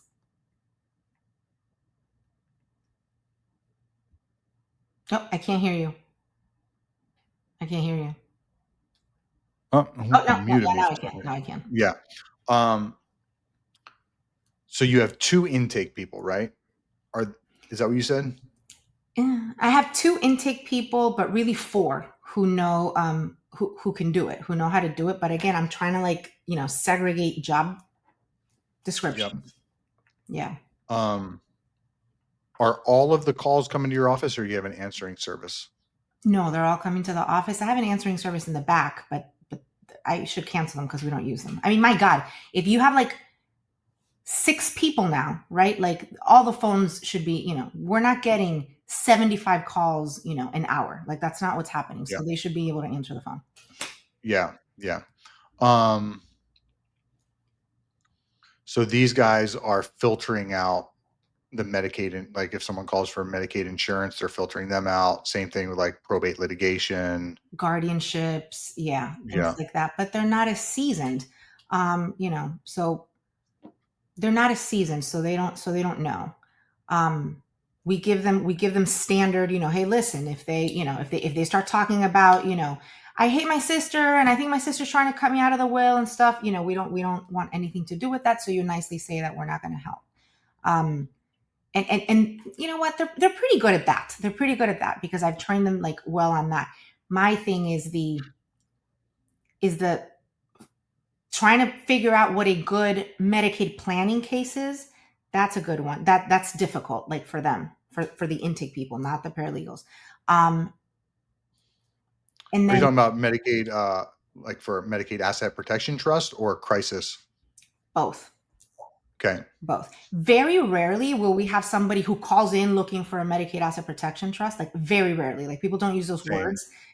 So we're the ones that are like, wait a second, you're healthy, you have assets. It's going to be difficult for us to get Medicaid down the road because you have so many assets. You're a perfect candidate for this, and then we explain it, and that's how that works. But yeah, we don't really have people calling. They don't know what it is. They don't know that it Yeah. exists. So Um, when they're calling for Medicaid, it's usually for crisis. yes, but we do not get a lot of calls for that because again that's another thing that they don't know that exists. um Yeah. and they'll hear like there's Yeah. a lot of misinformation. You'll get the I don't want to lose my house because my spouse is going, things like that. But we don't get a lot of those. And then Yeah. You really have to advertise for it. And then your lines do get jammed up with those type of people who are calling for prescriptions yeah, and shit like that. yeah. Um, it is still profitable for us, but it definitely jams up our line. We were using Smith AI to filter out those calls, and then recently we uh, we use Ring Central. What phone system do you use? Dial pad. Dialpad. We were using Dialpad actually before Ring Central. But Ring Central has this AI receptionist, and we just implemented it like a week and a half ago, and it's actually been really good. What? How does it work? Yeah, right. So, God, I'd love to call it right now and just show you what. Here, why don't I do that? Why don't I do it? Ready?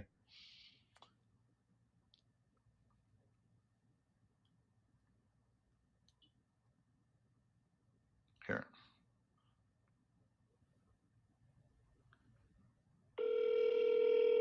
Hello, thanks for calling at Cause Law Office, home of the Non-Stuffy attorneys. My name is Lena, and I am an AI receptionist. I want to get you to a live team member right away.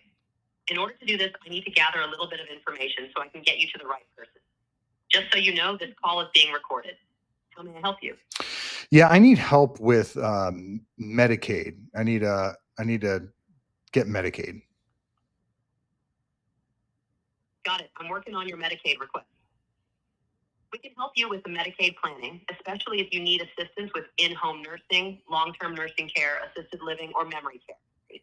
If you're looking for help with doctor visits, prescriptions, dental, or vision, we may not be the right fit.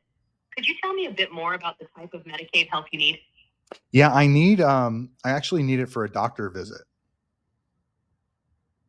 I'm currently reviewing your Medicaid doctor visit request. We specialize in long-term care Medicaid, such as in-home nursing or assisted living. For doctor visits, prescriptions, dental, or vision, we're not the right fit. Let me get you a referral. Hold, please. We specialize in long-term care, like in-home nursing or assisted living, not doctor visits. Let me get you a referral. Got a little Hold, please. funky there. May I transfer you now? Yeah, you can transfer me. It sounds like it was a bit of... One moment, please. It didn't transfer me. Where is it supposed to transfer you to? A live It's supposed to transfer me to a recording that I put out saying, hey, it's my voice saying, hey, contact Department of Children and Family Services. Here's the number, right? Okay. Okay. Yeah, Only the calls that say that they need Medicaid for drugs or, whatever, prescriptions, only yeah, those. yeah, Okay. yeah.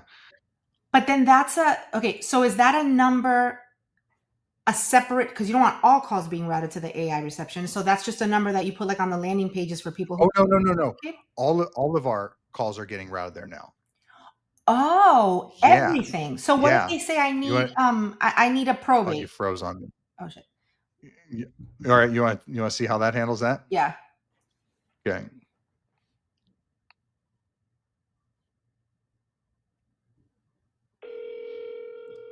Hello, thanks for calling at Cause Law Office, home of the Non-Stuffy attorneys. My name is Lena, and I am an AI receptionist. I want to get you to a live team member right away. In order to do this, I need to gather a little bit of information so I can get you to the right person. Just so you know, this call is being recorded. How may I help you? Probate. Got it. I'm checking the details regarding probate. Thank you for letting me know you're calling about probate. Are you a current client of At Cause Law Office, or are you looking to schedule a consultation? I need to schedule a consultation. Absolutely. I'm here to assist with scheduling your consultation. I can transfer you to our team to schedule a probate consultation. Would you like me to do that? No, thanks. Because then it takes you to the live person. Then that transfers over to the intake team, Okay. and then we have like a by name directory. Or if we say, "Hey, I'm a current client. It's a probate matter. I'm a current client," then it transfers to the legal assistants in the probate department, and Okay. it simultaneously rings to their phones. That's Yeah. crazy. So So you didn't have it, to train it, did you? Like you just. what we did is we put in different scenarios Okay. and said what extension to transfer to. Okay. Yeah, so it's like, hey, if the person says this, transfer to this extension. We have like individual caller extensions, and then like group, like so sales group, probate group, Medicaid group. Yeah, I'm pretty happy with it so far. We're constantly looking at the transcripts of the calls to see how they're handled, Mhm. and yeah, it's done pretty good. That's crazy. That's insane. I I know, and so now we're going to be probably getting.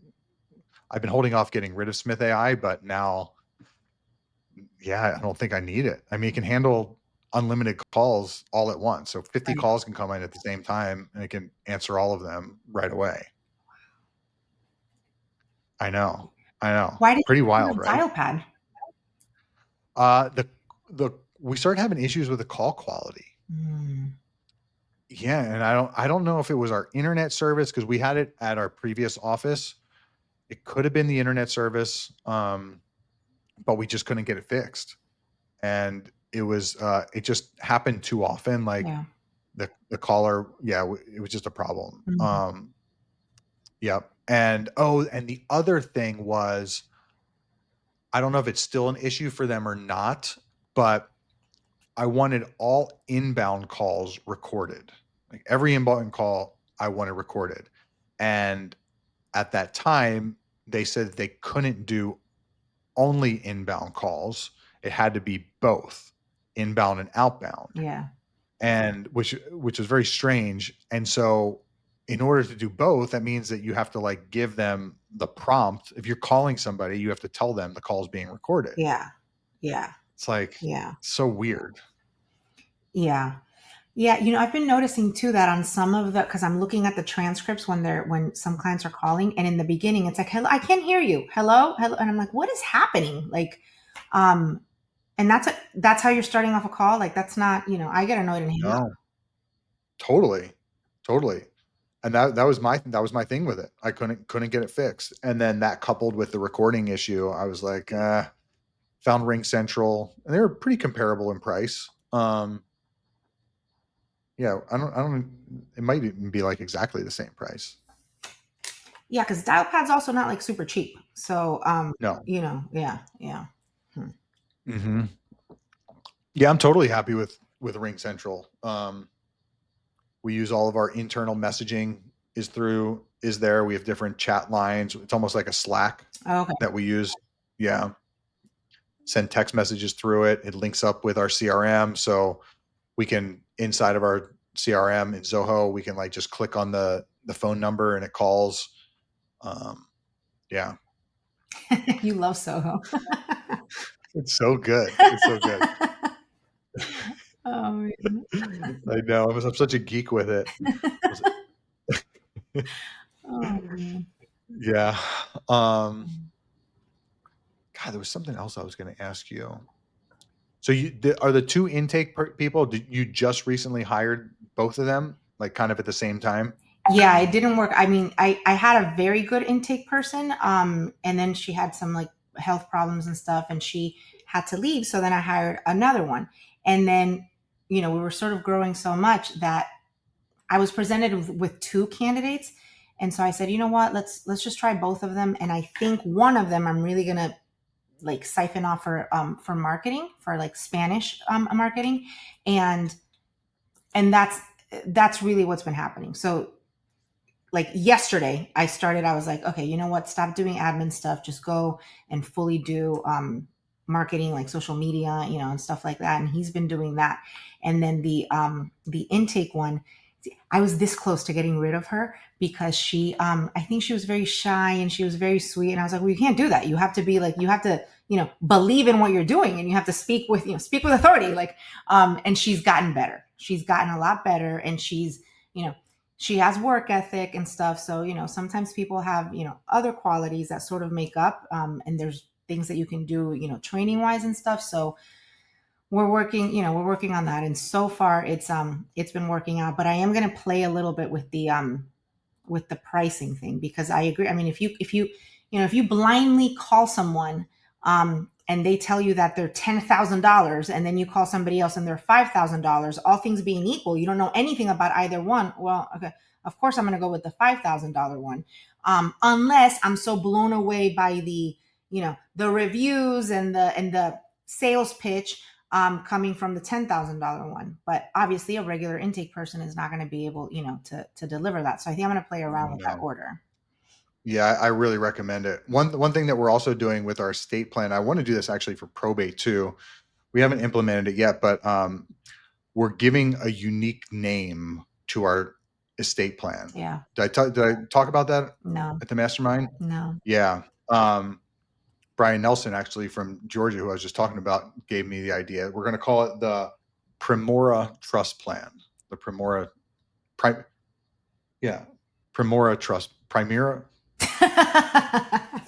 What does it mean? What does it say? Yeah, it's like first. God damn it! What does it mean? I had it here. Let me pull it up. It's embarrassing. And is that for like a specific set of documents, or like Medicaid Asset Protection Trust, or what? It's really just our trust plan. Okay. Yeah. So it's Latin for primus, meaning first or primary, and then ora, which is from ore, to speak or plead. Yes. The meaning is suggest clients are the primary voice or originator of their legacy, Mm-hmm. speaking it into reality, essentially. Mm-hmm. So we created, we have this document that's not done yet. It's essentially just like, a comparison between ours and theirs, Yes. right? Like listing the benefit, like, okay, what the things are, what the benefits are, what's included. So, by having like a unique name to it, Mm-hmm. it really kind of sets it. Hey, this is something that we trademarked. This Yeah. is, we'll trademark it and do all that.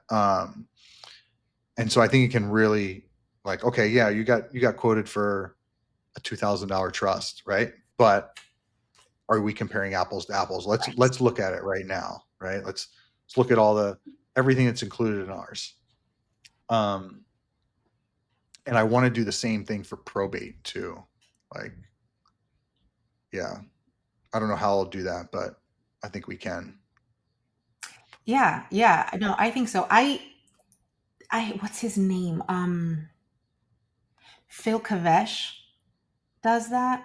And now he like sells those to other attorneys and stuff. But yeah, like some attorneys do that, and I like it because because it clients, and this makes me insane, but clients think that like a trust is a trust. No, they're not at all like the Right. same. And not only that, like I have a lot of friends who are attorneys, and they've never once like done estate planning, and now all of a sudden they're in in some kind of like coaching thing, and they're like and it's like, start offering estate planning because that's a very easy way to make money, but they don't know the first thing about estate planning, and it drives me insane because I'm like, what are you guys doing? It would be like me starting PI, or me starting to do divorces or something like that. They're not just forms, and you're not doing it, you're not. I don't know how, honestly, I don't know how some people can do that with a straight face. Like, dude, you just cost these people like $5,000, and you're sending them on their way thinking that they've done something, and they're going to save their kids all this money, and they're going to save their kids all these headaches, and that their kids are not going to get into an argument when they pass away because everything is so clear, and blah blah blah. And like, that's not what you're doing, because you're literally printing out forms. So I think that Yeah. by naming it something, and by describing it, it stands out in the client's mind, like, oh, wait a second, and this is not one of the trusts, like all the other ones that I read about on the internet. I think it's a very good idea. Yeah. Yeah. Yeah. It's like wildly different, Yeah. It's like, okay, yeah, we're more, but here's all the benefits of ours versus theirs. Right. Yeah. So I'm excited to get that. I think we're just a couple days away from launching it. Our sales team is like, can we start saying it now? I was like, hold on, just calm I don't down. remember the name. Hold on, I have to learn the name before you guys can do No, I can't remember what it means. it. But yeah, it was like a million different names that we were like ciphering through, like, oh, what do we want to call it? And it's like, ugh, it's terrible. That's so funny, because even though like I didn't, again, like these attorneys do, and they do it also for like the Medicaid Asset Protection Trust. They'll give it like a name and stuff, which in that instance, I think it's really good. And I'm going to look into it, because again, if you tell somebody Medicaid Asset Protection, they have no idea what it means, like zero idea. Whereas if you give it like, a cutesy name or something like that, then they're more likely to understand like what the purpose is, and all of that. But I was thinking of doing something for probates, because again, like when we have a probate, like we hold the person's hand and we walk them through it, and it's very different than like the probate mills, or or like the Yeah. Medicaid, the Medicaid planning mills and stuff like that. And that has to be outlined and explained to the client somehow. So I think like the little sheets like that, quick, easy to see, like comparisons, are a very good idea. Yeah, we need to do it. We need to do it for probate and Medicaid for sure. Yeah. Now I just got to figure out exactly how to do it I know. that communicates. Yeah. You have a nanny watching the kids all day? Oh yeah. Well, I mean, we try, like, my husband and I, and that's part of the reason that I always knew that I wanted to have my own office, was because, okay, if I have to take my kids to the doctor, like, I'm doing it. If I have my kids have a play, like, that comes first. So yeah, but we have a nanny with them. They're super nice, but well, we have two, because there's two. So Oh, you have two nannies? it's a lot. I'm telling you, dude, it's a lot. But it's funny because they're Colombian. They're like both Colombian, and they're like older, and they're super. We've known them for years, and they're just super nice ladies. But like, they just play dress up with them like the whole day, and and like a twin goes and they're like, oh, and they pick them up immediately. You can't do that. You cannot do stuff like that. But it's like two grandmas, like two Colombian grandmas, Right. And I'm like, you guys can't do that. And then the other day they were like, listen, they cried, and it looks like they don't want to nap anymore. And I was like, I don't care what they want. They're one. They can't skip naps and only have, an hour nap a day. They can't do that. So now, I have like a timer to watch them, and I'm like, hey, you need to leave them alone. They have to nap. But they're very, they're great. They're like very good, good people. Like, they're very good ladies. Yeah. Um, always err on the side of someone, like, loving your kid too much versus, like, versus the opposite. But Are they doing other stuff for you, like laundry and cleaning and cooking and There, we have no. It's too much. So we have another lady who comes in and cleans. We used to only do it once a week. Now we have to do it twice a week because every single day at like 9 o'clock at night, the floor will be super clean because the twins are like crawling on it, and then my kids come in from soccer practice and it's the little turf pellets are on the floor and grass, and it doesn't matter how many times I'm like, can you take your cleats off and like leave them in the garage? It doesn't matter. Somehow the grass will be like behind a shin guard or something. So yeah, so we've had to. Yeah, no, it's crazy. My husband's like, I'm never gonna be able to retire, and I'm like, dude, I know. It's a lot. But we have, again, thank God, like they're good people, and so we have people doing cleaning, helping us with the cleaning, helping us with the laundry and stuff, and the so you know how to delegate. You know how to delegate. A little, yeah. Yeah, a little. I mean, something has to give, right? Like I have to let someone do their job. So yeah, I'm getting better. I'm getting better. And and I'm telling you, it's because I see your face and I see my husband's face. Like, did you just? And he's like, Patty, I can't sit, like I can't hear another one of those meetings because it's driving me insane. Like the hand holding. He's right. He's right. I'm getting better. Slowly but surely. Yeah. You have someone driving the boys around? No, no. No, No, that or the twins. No, that one I won't. That's you where my won't do that. delegating thing comes back in. No, I feel too, and my kids go to school like right by my house too. But no, How far are you from your office? I mean, how far is your house from the office? 8 minutes. That's nice. Yeah, like with traffic. I mean, it's like 2 miles. It's like super close.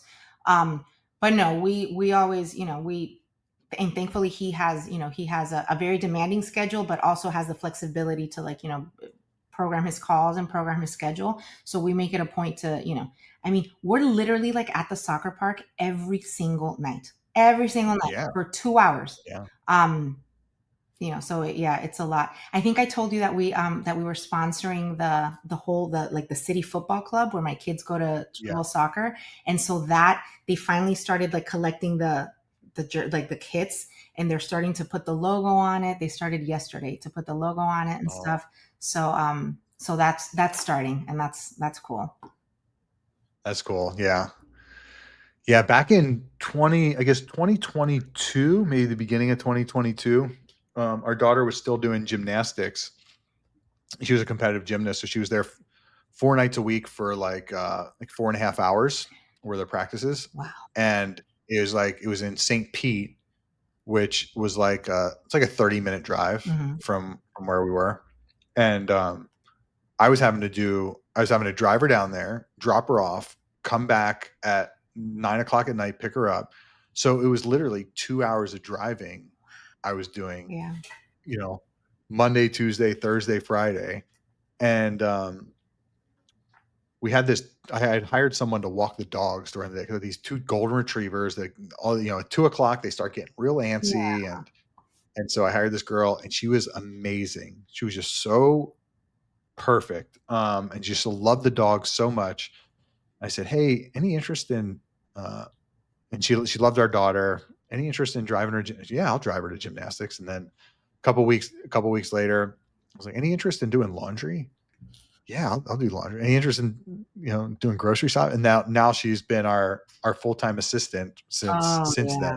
Oh yeah. Oh my God, our income literally just shot up Yeah. like very very in coordination with that. Yeah, it was wild. Yeah, no, yeah, people, and I'm seeing more and more like in like women Facebook groups and stuff like that, like girls like advertising, or asking, hey, does anyone have, and they'll call it like a house manager or personal assistant, Yeah, literally to do like all those things, driving my, pick up my prescription, take my kid to, a generic, doctor's appointment or things like that. yeah, Yeah, because it does take a ton of time, to do all that stuff. You only have one yeah. daughter? Only Only one. one. It's my biggest regret. We should have more.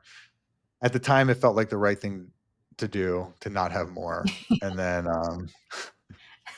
yeah, at the time, it felt like the right thing. But yeah, looking at it, we should have had at least one more. How old is she?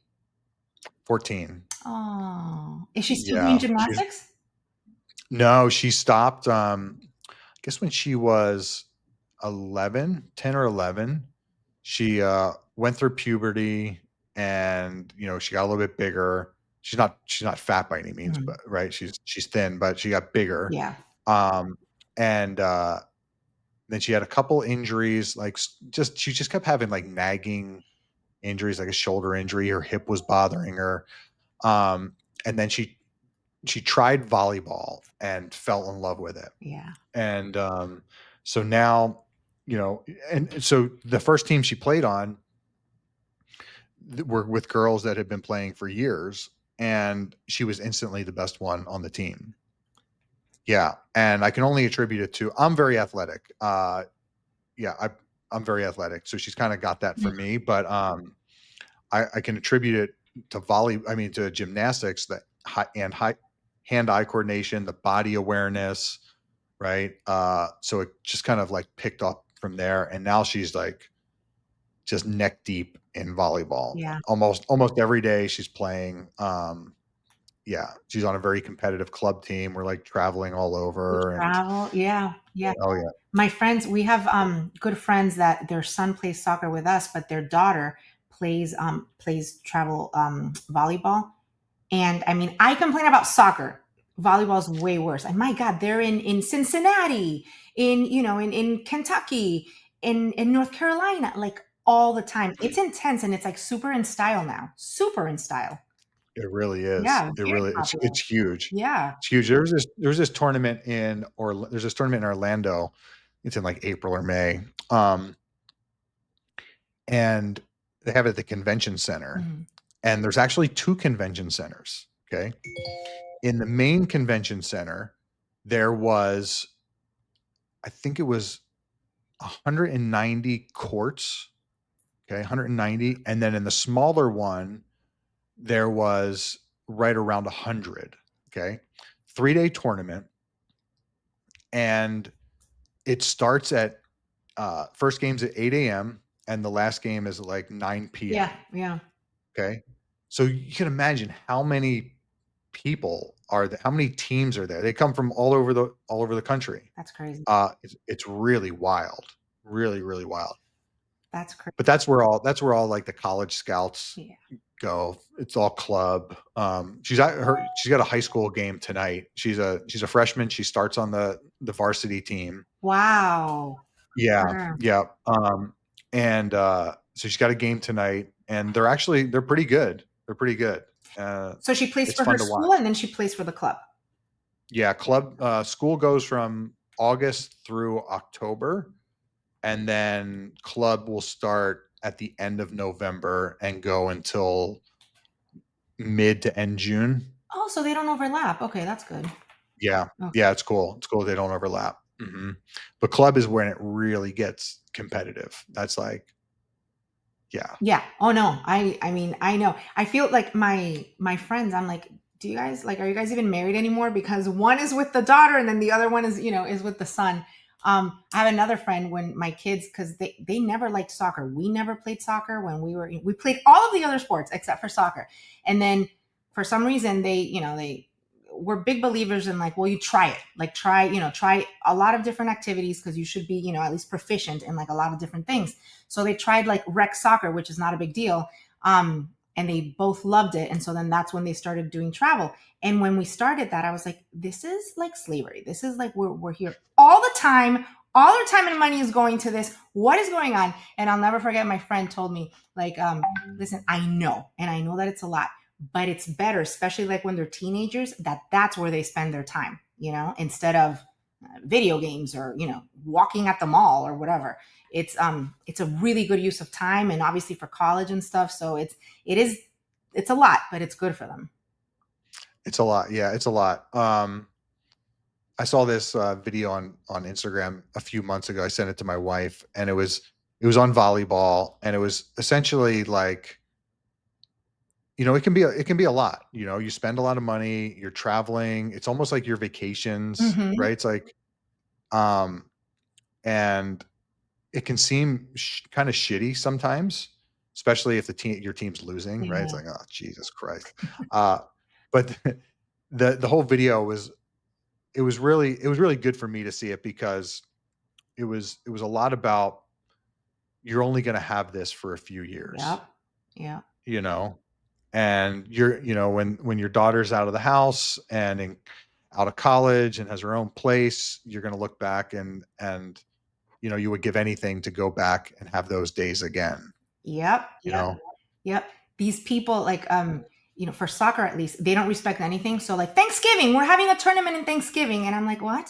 So people, that's like the only holiday that people in America respect anymore, and you guys are making us like miss Thanksgiving with our family. Yeah.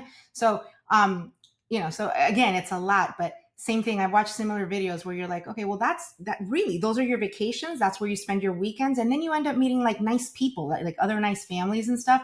And then all of a sudden, one day, like that's gone, and you're like, well, what are we gonna do Yeah, on Saturday? And like, the travel time, like driving to the tournament, the time at the hotel with the kids and stuff. It's a lot, but yeah, I get like teary eyed, like, oh my god, one day that's not going to be the case anymore. And I know, right? yeah, I know, and I think about, like, okay, our daughter's 14, she's a freshman in high school. I don't know what she's gonna do for college. She wants to go to college. We want her to go somewhere close, yeah, just selfishly. yeah, Um, and I think about it like, okay, her being out of the house, like, that is like, no, yeah, I don't like that. yeah. And, I know, you know, I know. you got a long time. You got a long time to Well, our go. clock reset again, yes, because we thought we Yes. were like at 13 and Yeah. 11, and now we're like, nope, back to zero. Was it, were the twins accidental, or were you guys 100%, trying to have 100%. No, yeah. no, no. And sometimes people, not sometimes, a lot of people like, ask me that when they like feel comfortable and stuff. And I was like, my face, I'm like, who would do that? No, no, absolutely not. No, no. And then one lady, my friend's mom asked me the other day, she's like, blah, blah, blah. And were the twins IVF? And I'm like, are you out of your mind? No, it was not on purpose. Like, no, no, no, no, no. Um, and then I Are have you to, gonna like, of course, I have to be like, but I love them a lot. I love them. They're my children. Of You course. know? Yeah, of course. Of course. I mean, look, the second dog that we have that's half inbred, he's a little bit Down syndrome-y. Uh, we love him to death, it's but, um, any more? Are you crazy? No, no. Although that Have is you taken exactly what well, I said like 10 years ago. have you have you taken steps to make sure it doesn't No, happen I have again? not. No, I have not. So yeah, There you go. yeah. Yeah, I know. That's why. Yeah, yeah. There's a saying in Spanish that it's like you can't spit up in the air. So like be careful with like what you say, because I'm like, of course not.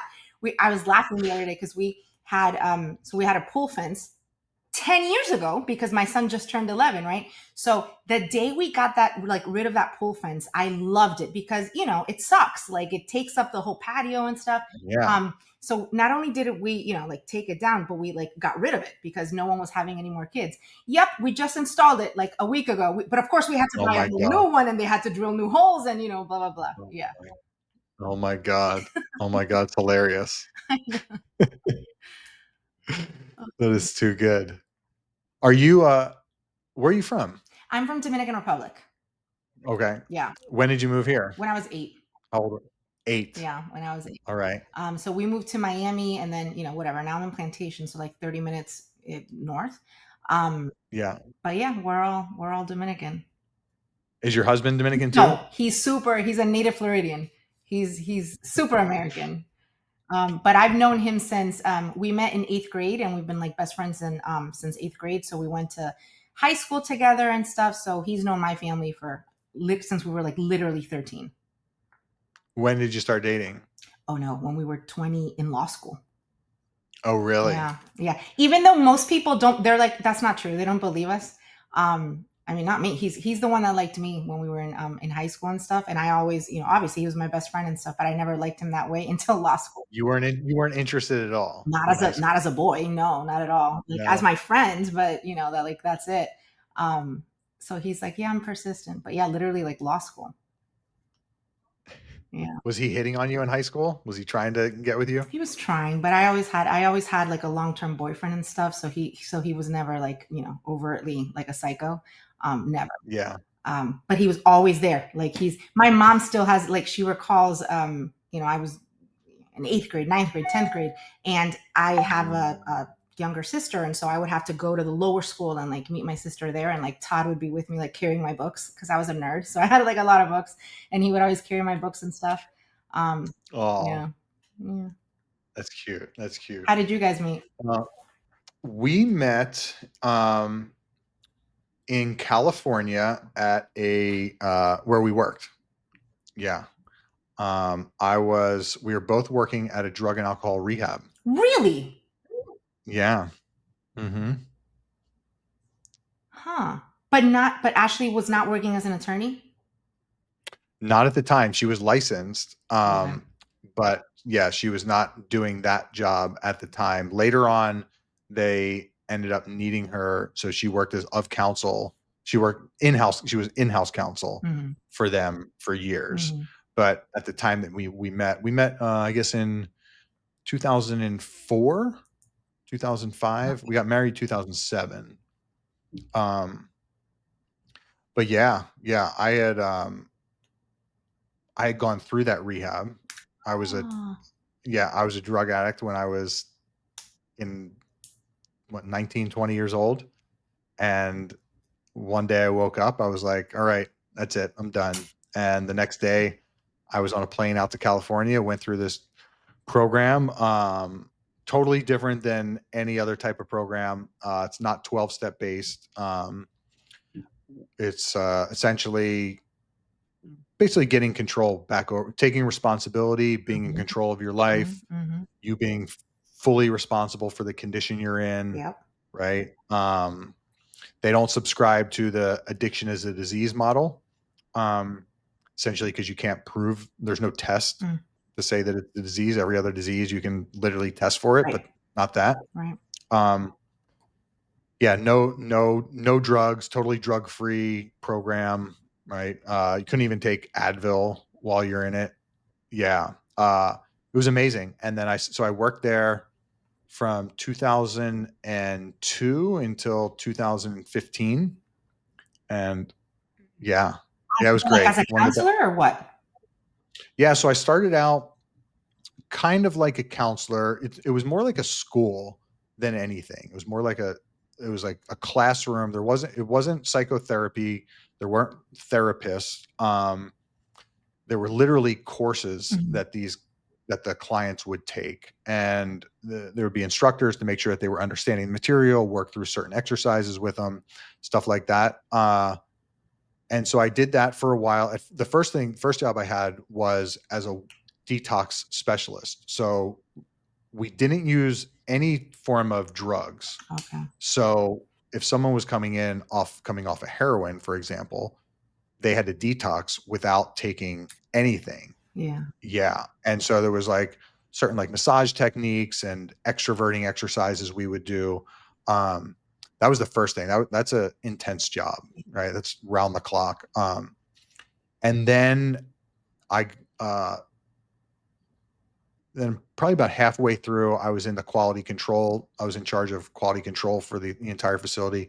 We had 3 facilities. We opened up 2 others, one in South Lake Tahoe and one near Sacramento. And the main facility was in the Santa Cruz Mountains. And we had about 100 employees, usually around 150 Wow. clients at a time. So yeah, I had a lot to do with the expansion there, because when I first went there was about 20 employees and around 15 clients. Wow. Yeah. Yeah. And then so I helped, open up two new facilities, grow it. So I really got on like the executive Mhm. and that type of thing. That's really where I learned a lot of Mhm. business management and finance and the marketing and sales and a lot of that stuff. Yeah. Congratulations. That's such a good do they do alcoholism too? Oh yeah. Okay. Okay. Hmm. Yeah. Okay. Yeah, so I'm from obviously like Dominican Republic, and there's so many, especially like a lot of like the frou-frou, centers where it's all about sort of like always blaming somebody else or blaming external Yep. circumstances for what's going on, and I'm like, well, that's never going to change it. I mean, there- you have to take accountability, and it has to be because it's a day-to-day battle that you are in charge of, and you can't blame your mom, and you can't blame, your roommate. And yeah, that's good. Yeah. One thing that I've learned about life is that I am 100% responsible for the condition I'm in, whether it is good, bad, staying the same. Not only am I responsible for myself, but I also take that viewpoint of my family, Hmm. my work Hmm. environment. Um, I try to take that viewpoint of society as a whole. Okay, how am I responsible for the condition of society? Right. Right. What am I doing to contribute to it, make it better or worse?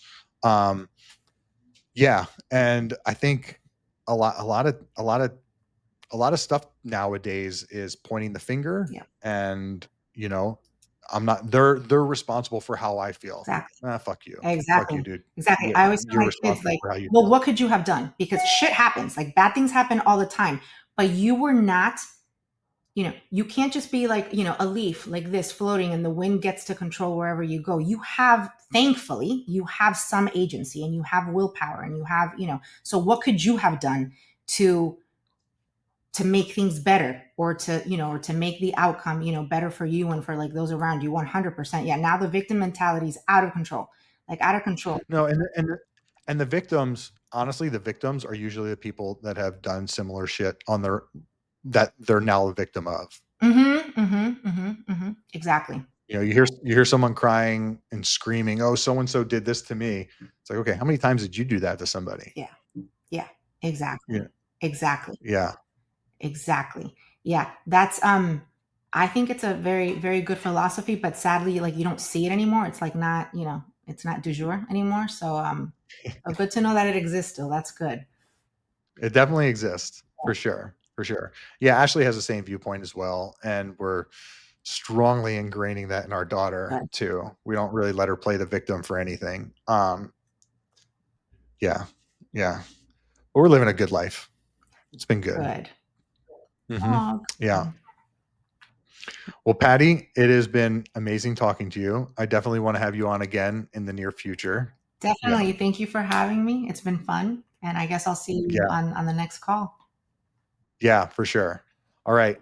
Well, you have a great rest of your day. Thank you. You too. All right. Bye.